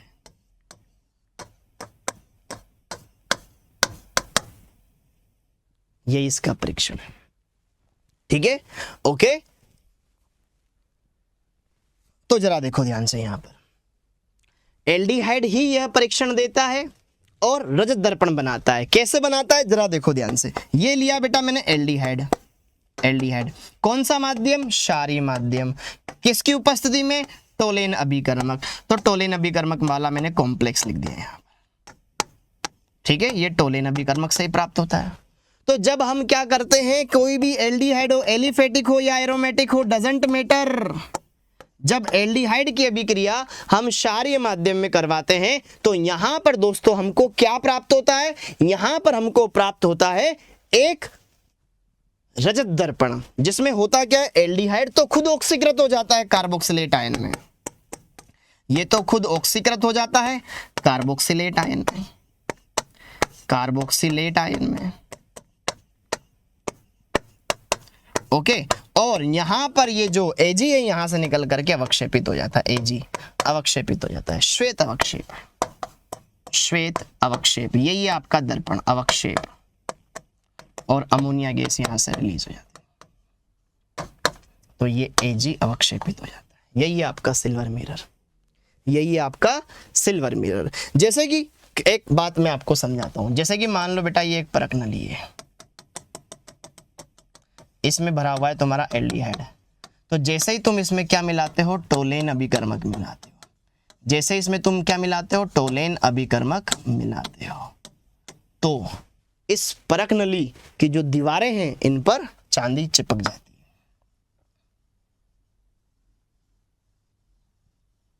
है, चिपक जाती है। ये Ag सिल्वर मिरर। तो अगर एल्डिहाइड है तो ये बन जाएगा, और अगर कीटोन होता तो नहीं होता। ठीक, तो ये होता है Tollens test. Tollens test aldehyde ही देते हैं, ध्यान रखना अच्छे से, कीटोन ये टेस्ट नहीं देते। और एक बात और इसके अंदर मैं बता दूं, फॉर्मिक अम्ल भी टोलेन परीक्षण देता है, उसके बारे में भी ये सब नोट कर लेना अच्छे से, 1 by 1 अच्छे से मैं बात बता दूं। टोलेन अभिकर्मक क्या होता है समझ लिया, फिर टोलेन परीक्षण कौन देता है कौन नहीं देता है, इसमें क्या होता है, कौन सा माध्यम लिया जाता है, क्या प्राप्त होता है, सब बता दिया। अब अगला पॉइंट लिखे। अच्छा, यहीं पर आप एक पॉइंट और लिख लेना नोट लगा करके, टोलेन फॉर्मिक अम्ल भी यह परीक्षण देता है। फॉर्मिक अम्ल HCOOH, फॉर्मिक अम्ल, फॉर्मिक एसिड भी यह परीक्षण देता है, यह परीक्षण देता है। क्यों देता है, अरे क्योंकि उसको इसमें एल्डिहाइड समूह दिख जाता है, COH दिख गया एल्डिहाइड समूह, COH एल्डिहाइड समूह यही तो होता है ना, COH इसमें भी है वो, इस वजह से ये भी टेस्ट दे देता है। ठीक है, तो टोलेन टेस्ट क्या होता है, कौन देता है कौन नहीं देता है, टोलेन अभिकर्मक क्या होता है, ये पूरी की पूरी इंफॉर्मेशन आपके दिमाग में बस जानी चाहिए, लॉक हो जानी चाहिए। अब इसके बाद अगला आता है फेलिंग परीक्षण, अगला आता है फेलिंग परीक्षण, फेलिंग टेस्ट, फेलिंग टेस्ट। तो फेलिंग टेस्ट ये, इसमें कौन सा अभिकर्मक इस्तेमाल होता है, कौन देता है कौन नहीं देता है, क्या माध्यम होता है, सब बताऊंगा 1 by 1। तो और इसमें अलग अलग तरह से क्वेश्चन पूछते हैं कि सर ऑक्सीकरण अवस्था में कितना बदलाव आएगा, सब कुछ। जैसे कि देखो ध्यान से, यहां पर एक पॉइंट और मैं बता देता हूं, ये आपके पास एक उपसह संयोजक संकुल है, क्वेश्चन आपके पास ये भी बन सकता है कि यार जब हम टोलेन अभिकर्मक इस्तेमाल करते हैं तो उसमें उपस्थित जो सिल्वर होता है उसकी ऑक्सीकरण संख्या में क्या बदलाव आता है। तो यहां पर जो Ag था वो +1 ऑक्सीकरण अवस्था में होता है, जब यहां चला गया तो कुछ नहीं रहा, 0 ऑक्सीकरण अवस्था में 1 का बदलाव आता है, +1 से 0 में चला जाएगा, ध्यान रखना। ऐसे ही यहां पर देखेंगे तो सबसे पहले यहां पर हमें पता होना चाहिए कि फेलिंग अभिकर्मक क्या होता है।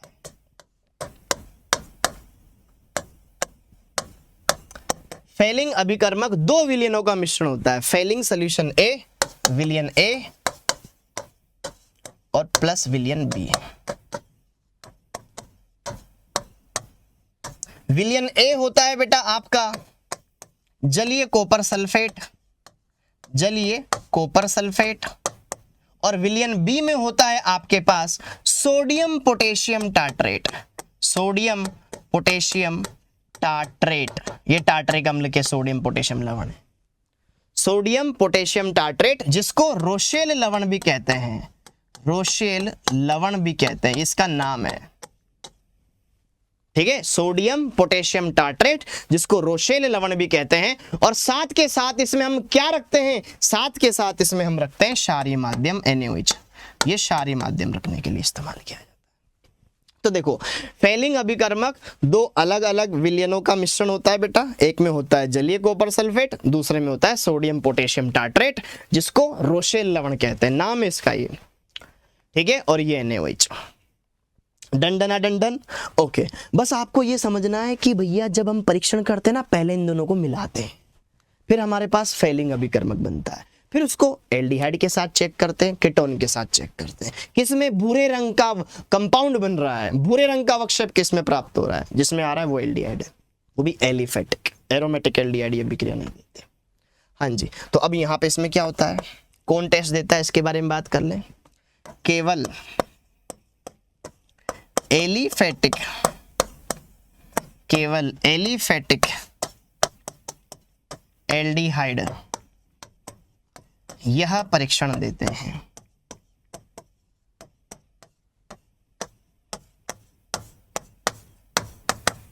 केवल एलिफेटिक एल्डिहाइड यह परीक्षण देते हैं। एरोमेटिक एल्डिहाइड अथवा कीटोन यह परीक्षण नहीं देती है, नहीं देते। ओके, अगला पॉइंट, इसमें क्या होता है, एल्डिहाइड, एल्डिहाइड फेलिंग अभिकर्मक के साथ क्रिया करके, फेलिंग अभिकर्मक के साथ क्रिया करके, अभिकर्मक के साथ क्रिया करके, क्रिया करके खुद तो कार्बोक्सिलेट आयन बना लेता है, मतलब खुद का तो ऑक्सीकरण और दूसरे का अपचयन कर देता है। रेडॉक्स अभिक्रिया के उदाहरण हो गए, ये भी क्वेश्चन आ सकता है, हाँ रेडॉक्स अभिक्रिया का उदाहरण है ये, ठीक है। क्रिया करके संगत कार्बोक्सिलेट आयन, संगत कार्बोक्सिलेट आयन बना लेता है, जबकि कॉपर +2 Cu2O का लाल भूरा अवक्षेप देता है, लाल भूरा अवक्षेप देता है, अवक्षेप देता है। यही इसका परीक्षण, यहाँ पे कॉपर +1 में है, क्यूप्रस ऑक्साइड। देखो सारी बातें समझना, फेलिंग अभिकर्मक क्या है वो समझ लिया, कौन देता है कौन नहीं देता है वो समझ लिया, इसमें क्या होता है ये समझ लिया। तो एक बार ये सारी की सारी चीजें दिमाग में फिट कर लो, ठीक है। ओके, अब इसको मैं डायग्राम की हेल्प से आपको समझाता हूँ।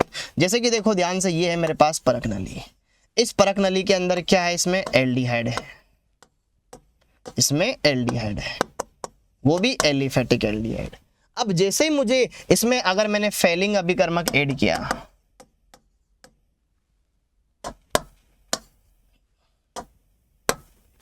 जैसे ही मैंने इसमें क्या ऐड किया बेटा, फेलिंग रिएजेंट इसमें डाला, फेलिंग अभिकर्मक डाला, तो फेलिंग अभिकर्मक में क्या उपस्थित होता है? Copper +2 ion. और कॉपर +2 आयन जैसे ही अगर इसमें एल्डिहाइड है तो यहां पर क्या बनाएगा? वो लाल भूरा अवक्षेप बना देगा। यहां पर लाल भूरा अवक्षेप आपको मिल जाएगा। तो अगर लाल भूरा अवक्षेप मिल रहा है तो इसका मतलब इसमें एल्डिहाइड पक्का है। और इसमें होगा क्या कि जो आपका एल्डिहाइड समूह है,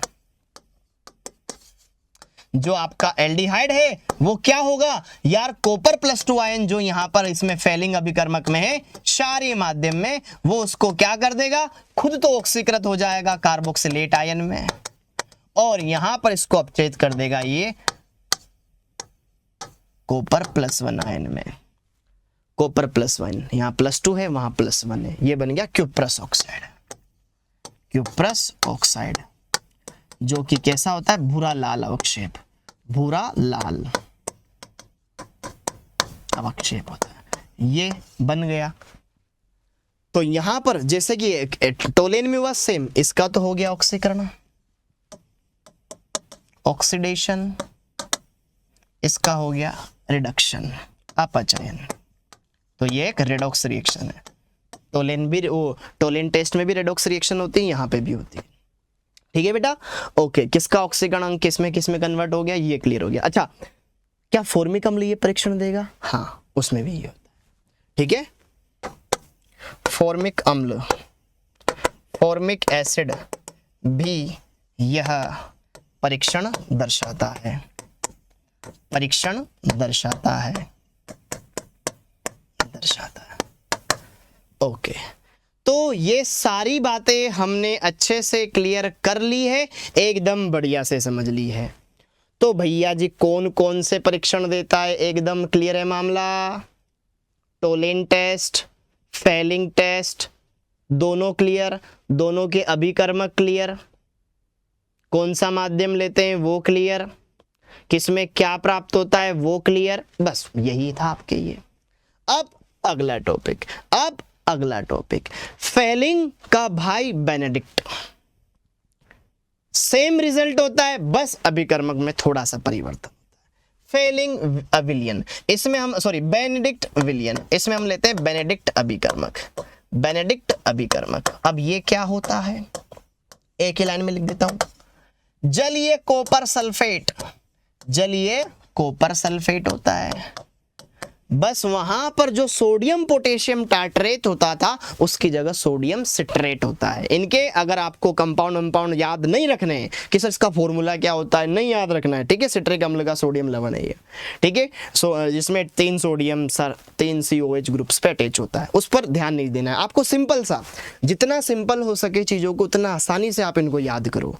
बस आपके ये आता है कौन कौन सा परीक्षण दर्शाएगा, बस, ठीक है। तो अगला है सोडियम सिट्रेट प्लस Na2CO3, ये मिश्रण इसमें होता है, इन तीनों का मिश्रण होता है।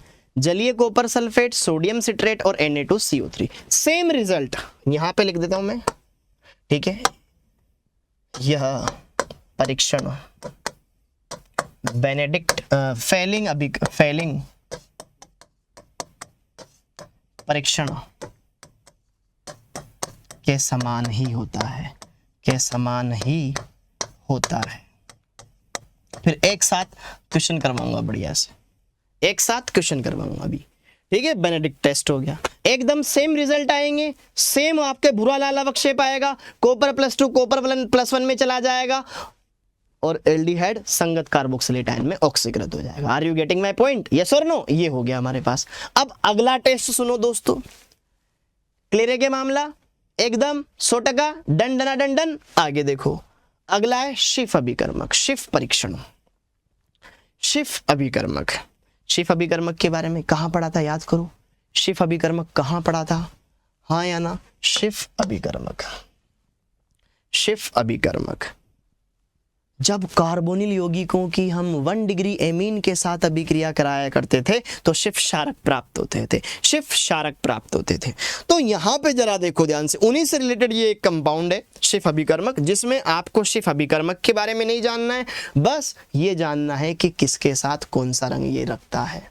एल्डिहाइड के साथ क्या होता है, कीटोन के साथ जब इसको मिलाते हैं तो क्या होता है, बस इतना सा ध्यान रखना है। तो पहले इसके बारे में थोड़ा सा बता देता हूं, जानने की भी ज्यादा जरूरत नहीं है। तो शिफ अभिकर्मक, शिफ अभिकर्मक क्या होता है बेटा, यहां पर पेरा शिफ अभिकर्मक पेरा रोजेलेनिल हाइड्रोक्लोराइड या मेजेंटा रंजक होता है, का तनु विलयन होता है। सिंपल सा, यह एक अभिकर्मक है, ठीक है, जो कि गुलाबी रंग का होता है, जो कि गुलाबी रंग का होता है, बस ये ध्यान रखना, इसको शिफ रंजक भी कहते हैं। अब बस एल्डिहाइड और कीटोन के साथ कैसे रिएक्ट करता है ये ध्यान रखो। तो यहां पे जरा देखो ध्यान से, अगर आप शिफ अभिकर्मक, यह है इधर एक परख नली जिसमें एल्डिहाइड है, कोई भी एल्डिहाइड हो, कोई भी एल्डिहाइड हो, किसी भी टाइप का एल्डिहाइड हो, दूसरी परख नली इसमें कीटोन है, कोई भी कीटोन। तो शिफ अभिकर्मक को जैसे इसमें डालेंगे और इसमें डालेंगे, क्या फर्क आएगा। शिफ अभिकर्मक को जैसे ही हम क्या डालते हैं, एल्डिहाइड में डालते हैं, तो ये गुलाबी होता है। आफ्टर सम टाइम जैसे इसमें जाएगा, इसका गुलाबी कलर वापस आ जाएगा और इसमें जाने के बाद गुलाबी रंग गायब सा हो जाएगा। तो हो गया परीक्षण। यहां पर ये कलरफुल कलर, मतलब इसका पिंक कलर वापस से आ जाता है, यहाँ पे पिंक कलर डिसअपीयर हो जाता है। तो ये हो गया हमारे पास कीटोन, ये हो गया हमारे पास एल्डिहाइड। तो यहाँ पर क्या हो जाएगा, गुलाबी, गुलाबी तो रंग है ही नहीं इसमें, ठीक है, ओके, लिख देते हैं यहाँ पर, पुनः गुलाबी रंग आ जाता है तो वो एल्डिहाइड है, नहीं आता है तो गुलाबी रंग गायब, गुलाबी रंग गायब, तो वो कीटोन है। क्या मेरी बात समझ में आई क्या। शिफ अभिकर्मक को एल्डिहाइड के साथ रिएक्ट करवाया, गुलाबी रंग आ जाएगा वापस, उसका जो पहले था वही आ जाएगा, और यहाँ तो गुलाबी रंग गायब भी हो जाता है। तो ये शिफ टेस्ट, ठीक है, ओके, ये कंप्लीट हो गया, अच्छे से देख लिया, सारे टेस्ट हमने देख लिए। एक अभिक्रिया हमने पहले भी देख ली, वो भी यहाँ लिख देंगे, हेलोफोम अभिक्रिया, आयोडोफोम परीक्षण। तो एक बार देखो, टोलेन टेस्ट देख लिया, फेलिंग टेस्ट देख लिया, बेनेडिक्ट देख लिया, शिफ परीक्षण देख लिया, ओके। एक टेस्ट में, दो टेस्ट में और बता देता हूं अपनी तरफ से, जो हमने ऑलरेडी देख रखे हैं, ऑलरेडी देख रखे हैं। कौन सा सर, बताओ ना। 2,4-DNP परीक्षण, 2,4-DNP टेस्ट, हाँ कहना, 2,4-DNP टेस्ट, कार्बोनिल यौगिकों का परीक्षण, एल्डिहाइड कीटोन दोनों देता है। ये पढ़ाया था आपको कि जब कार्बोनिल यौगिकों की अभिक्रिया अमोनिया व्युत्पन्नों के साथ करवाई जाती है, तो वही अभिक्रिया जब हम 2,4-DNP के साथ करवाया करते थे, जिसको ब्रेडीज अभिकर्मक भी कहते हैं। यह कार्बोनिल यौगिकों के साथ क्रिया करके लाल, नीला, पीला अवक्षेप देता है, ठीक है, ओके।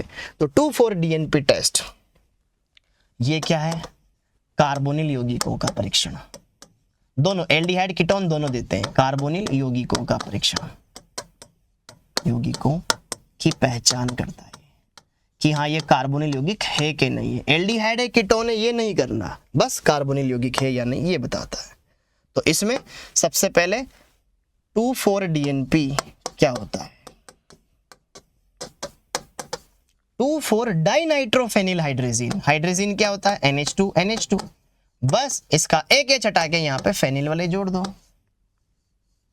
इसके दूसरे नंबर पे NO2 और चौथे नंबर पे NO2 अटैच कर दो, हाँ के ना। तो 2,4-DNP बना कि नहीं बना, 2,4 2 नंबर और 4 नंबर पे NO2, फिर ये फेनिल और ये हाइड्रोजन, 2,4-DNP। इसका पूरा नाम क्या है, 2,4-डाइनाइट्रोफेनिल हाइड्रेजिन, फेनिल हाइड्रेजिन, ये। और इसको एक और नाम से जाना जाता है ब्रेडीज अभिकर्मक, ब्रेडीज अभिकर्मक इसे कहा जाता है, ब्रेडीज अभिकर्मक कहा जाता है, ब्रेडीज अभिकर्मक कहा जाता है। तो जो ये 2,4-DNP होता है, 2,4-DNP होता है, यह क्या करता है, कार्बोनिल यौगिकों के साथ क्रिया करता है। किसके साथ क्रिया करता है, कार्बोनिल यौगिकों के साथ क्रिया करता है, और क्या देता है, लाल, ये लाल या पीला, पीला या नारंगी रंग के यौगिक बनाता है। लाल, पीला, नारंगी रंग के यौगिक देता है। ये इसका परीक्षण हो गया, ये इसका परीक्षण हो गया।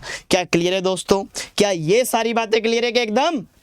तो ये हमने सारी बातें देख ली। अब इसके अंदर एक लास्ट वो भी देख लेते हैं, फिर क्वेश्चन लगाते हैं और फिर इसको अपन कंप्लीट करते हैं। लास्ट है हमारे पास आयोडोफोम परीक्षण। आयोडोफोम परीक्षण, आयोडोफोम परीक्षण, आयोडोफोम परीक्षण। क्या ये हमने ऑलरेडी पढ़ा हुआ है? क्या हमने ये ऑलरेडी पढ़ा हुआ है? आयोडोफोम परीक्षण पढ़ लिया, पढ़ लिया, पढ़ लिया। इसके अंदर क्या होता था कि जिनमें मेथिल कीटोन समूह उपस्थित होता था, मेथिल कीटोन समूह उपस्थित होता था, वो कार्बोनिल यौगिक, सिर्फ कार्बोनिल यौगिक।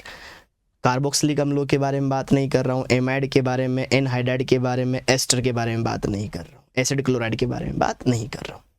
CO, एल्डिहाइड या कीटोन, ठीक है। तो यहाँ पर आपके पास कोई भी समूह, तो जिसमें ये था जब उनकी अभिक्रिया I2 प्लस क्षार लाइक NaOH ले लो, या ये दोनों आपस में क्रिया करके NaOI बनाते थे, जिसका नाम भी मैंने बताया था सोडियम हाइपोआयोडाइट, सोडियम हाइपोआयोडाइट, सोडियम हाइपोआयोडाइट।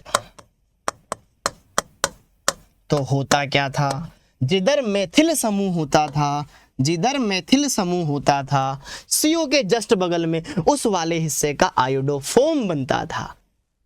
पीले रंग का अवक्षेप, पीले रंग का पाउडर होता है ये, जो कि पूतिरोधी के समान व्यवहार करता है, परंतु इसकी स्मेल अच्छी नहीं होती है, इसलिए अब इसको इस्तेमाल नहीं किया जाता है।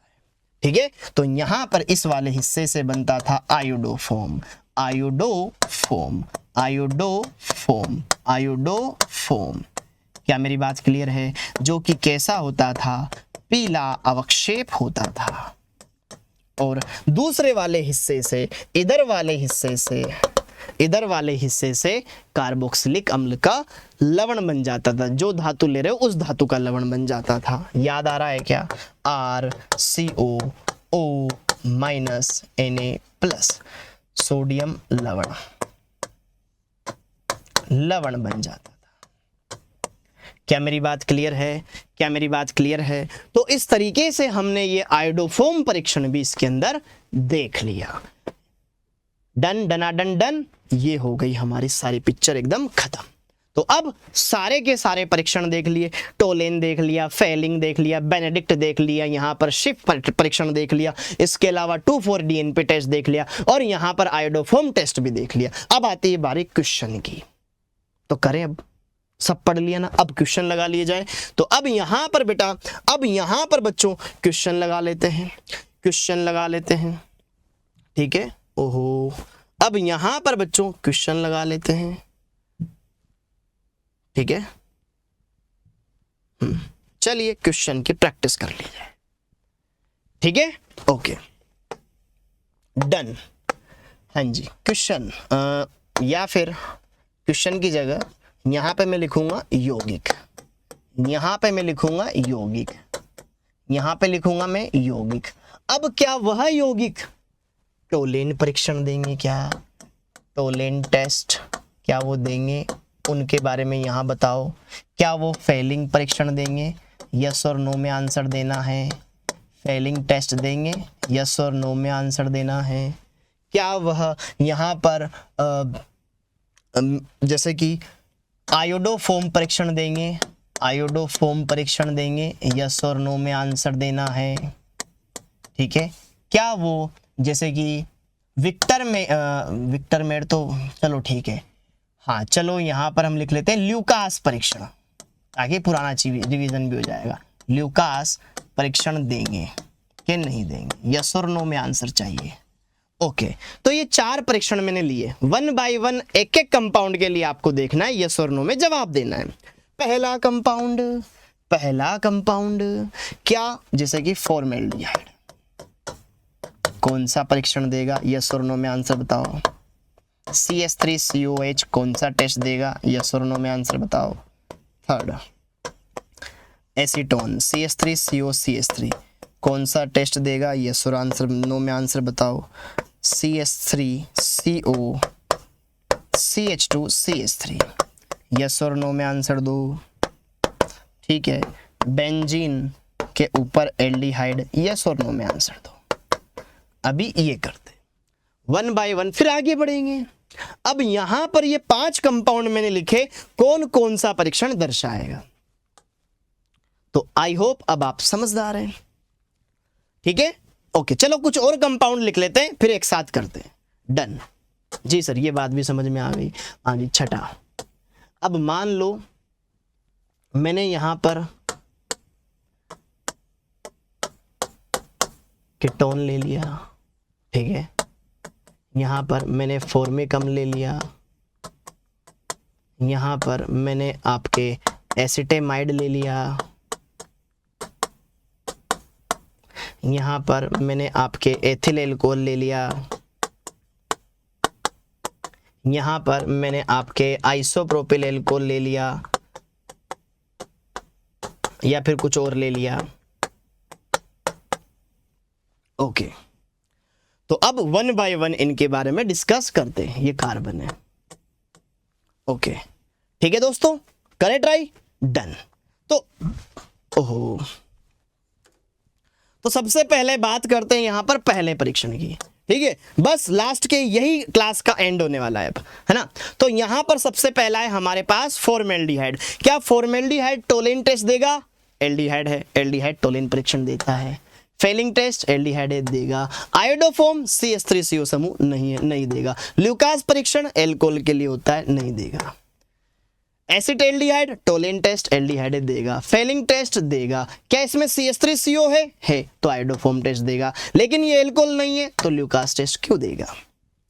कीटोन टोलिन टेस्ट नहीं देता है, फेलिंग टेस्ट नहीं देता है। आयोडोफॉर्म CH3CO समूह है, देगा। ल्यूकास नहीं देगा। हाँ जी, कीटोन है, टोलिन टेस्ट नहीं देगा, फेलिंग टेस्ट नहीं देगा। आयोडोफॉर्म CH3CO समूह है, देगा। एल्कोहल नहीं है, नहीं देगा। बेंजल्डिहाइड टोलिन टेस्ट देता है, एरोमेटिक एलिफेटिक दोनों देते हैं। फेलिंग ओनली एलिफेटिक, एरोमेटिक नहीं देगा, एरोमेटिक नहीं देगा। ये एरोमेटिक है बेंजल्डिहाइड। तो आयोडोफॉर्म CH3CO नहीं देगा। क्या ये ल्यूकास है? एल्कोहल है, ल्यूकास परीक्षण नहीं दर्शाएगा। डन है क्या दोस्तों? अब आगे बढ़ते हैं। अब आगे देखो, बेंजीन के ऊपर COCH3, क्या ये कीटोन है? तो टोलिन टेस्ट नहीं दर्शाएगा, फेलिंग टेस्ट नहीं दर्शाएगा। क्या आयोडोफॉर्म CH3CO है? दर्शाएगा। एल्कोहल नहीं है तो ल्यूकास परीक्षण नहीं देगा। फॉर्मिक अम्ल टोलिन टेस्ट देता है, फेलिंग टेस्ट देता है। आयोडोफॉर्म नहीं देगा, ल्यूकास नहीं देगा। एसिटेमाइड, ये एमाइड है, एमाइड है, एमाइड है, एमाइड है, चारों में से कोई टेस्ट नहीं देगा। ना तो ये एल्डिहाइड है, ना कीटोन है, ना एल्कोहल है, तो भैया कुछ नहीं होगा। Alcohol, ethyl alcohol, ethyl alcohol, क्या ये एल्कोहल है? तो एल्डिहाइड कीटोन तो है ही नहीं, नहीं देगा, नहीं देगा। आयोडोफॉर्म याद करो, मैंने क्लास में भी आपको पहले करवाया हुआ है कि यार एथिल एल्कोहल ना NaOI जो कि हमने लिया था वो ऑक्सीकारक होता था, याद करो, लिखवाया है। तो इसको ऑक्सीकृत करके किस में कर देगा? 2 कार्बन के एल्डिहाइड में कन्वर्ट कर देगा। एसिटेल्डिहाइड CH3 समूह आ जाएगा, उसमें CH3CO दे देगा, ल्यूकास टेस्ट दे देगा। ठीक है, भले लेट देगा लेकिन दे देगा। ठीक है, ये आपके पास 2 डिग्री एल्कोहल, हाँ जी, जिसमें OH 2 नंबर पे जुड़ा हुआ है। तो 2 डिग्री एल्कोहल के ऑक्सीकरण से कीटोन बनता है, और यहां पे ऐसा कीटोन बनेगा जिसमें 2 नंबर पे CO लगा हुआ है, तो COCH3 एल्डिहाइड है तो टोलिन टेस्ट नहीं देगा, फेलिंग टेस्ट नहीं देगा। कीटोन है क्योंकि ये कीटोन बनता, सॉरी, एल्कोहल है, टोलिन टेस्ट नहीं देगा, फेलिंग टेस्ट नहीं देगा। आयोडोफॉर्म के अंदर जो NaOI होता है ऑक्सीकारक होता है, तो 2 डिग्री एल्कोहल को वो कीटोन में कन्वर्ट कर देता है, लेकिन जब यहाँ पे कीटोन बनेगी तो CH3CO समूह बन जाएगा और वो फिर आयोडोफॉर्म परीक्षण देता है। ये एक एल्कोहल है, एल्कोहल ल्यूकास परीक्षण दर्शाता है। अच्छा यहाँ पे आते आते 3 हो गए। अच्छा हाँ, ये आयोडोफॉर्म परीक्षण भी देगा और टोलिन टेस्ट भी देगा। ठीक है, क्लियर है मामला, डन। तो ये सारी बातें बेटा आपके समझ में आ गई। हर एक टाइप के कंपाउंड को मैंने आपके सामने यहाँ पर लेकर आया और उसको बढ़िया से अच्छे से समझा। कौन टोलेन टेस्ट देगा, कौन फेलिंग टेस्ट देगा, कौन आयोडोफॉर्म टेस्ट देगा, कौन ल्यूकास परीक्षण देगा। तो आई होप ये ओवरऑल रिव्यू हो गया आपका इस पूरे चैप्टर का, पूरे इसके सारे के सारे पहलू मैंने आपके सामने रख दिए। आशा करता हूँ आपको ये सारी बातें एकदम समझ में आई होगी, अच्छे से एकदम क्लियर हुई होगी बेटा। तो इसी के साथ बच्चों इस चैप्टर को हम यहीं पर एंड करते हैं। अब जो नेक्स्ट क्लास आएगी उसमें मैं इस चैप्टर के क्वेश्चंस करवाऊंगा। ठीक है, तो कमेंट बॉक्स में मुझे जरूर बताएं ये आपको आज का सेशन कैसा लगा। ठीक है, बढ़िया से अच्छे से अपने बाकी दोस्तों को भी बेटा दिखाएं और अच्छे से उनके साथ शेयर करें। थैंक यू बच्चों, थैंक यू, जय हिंद।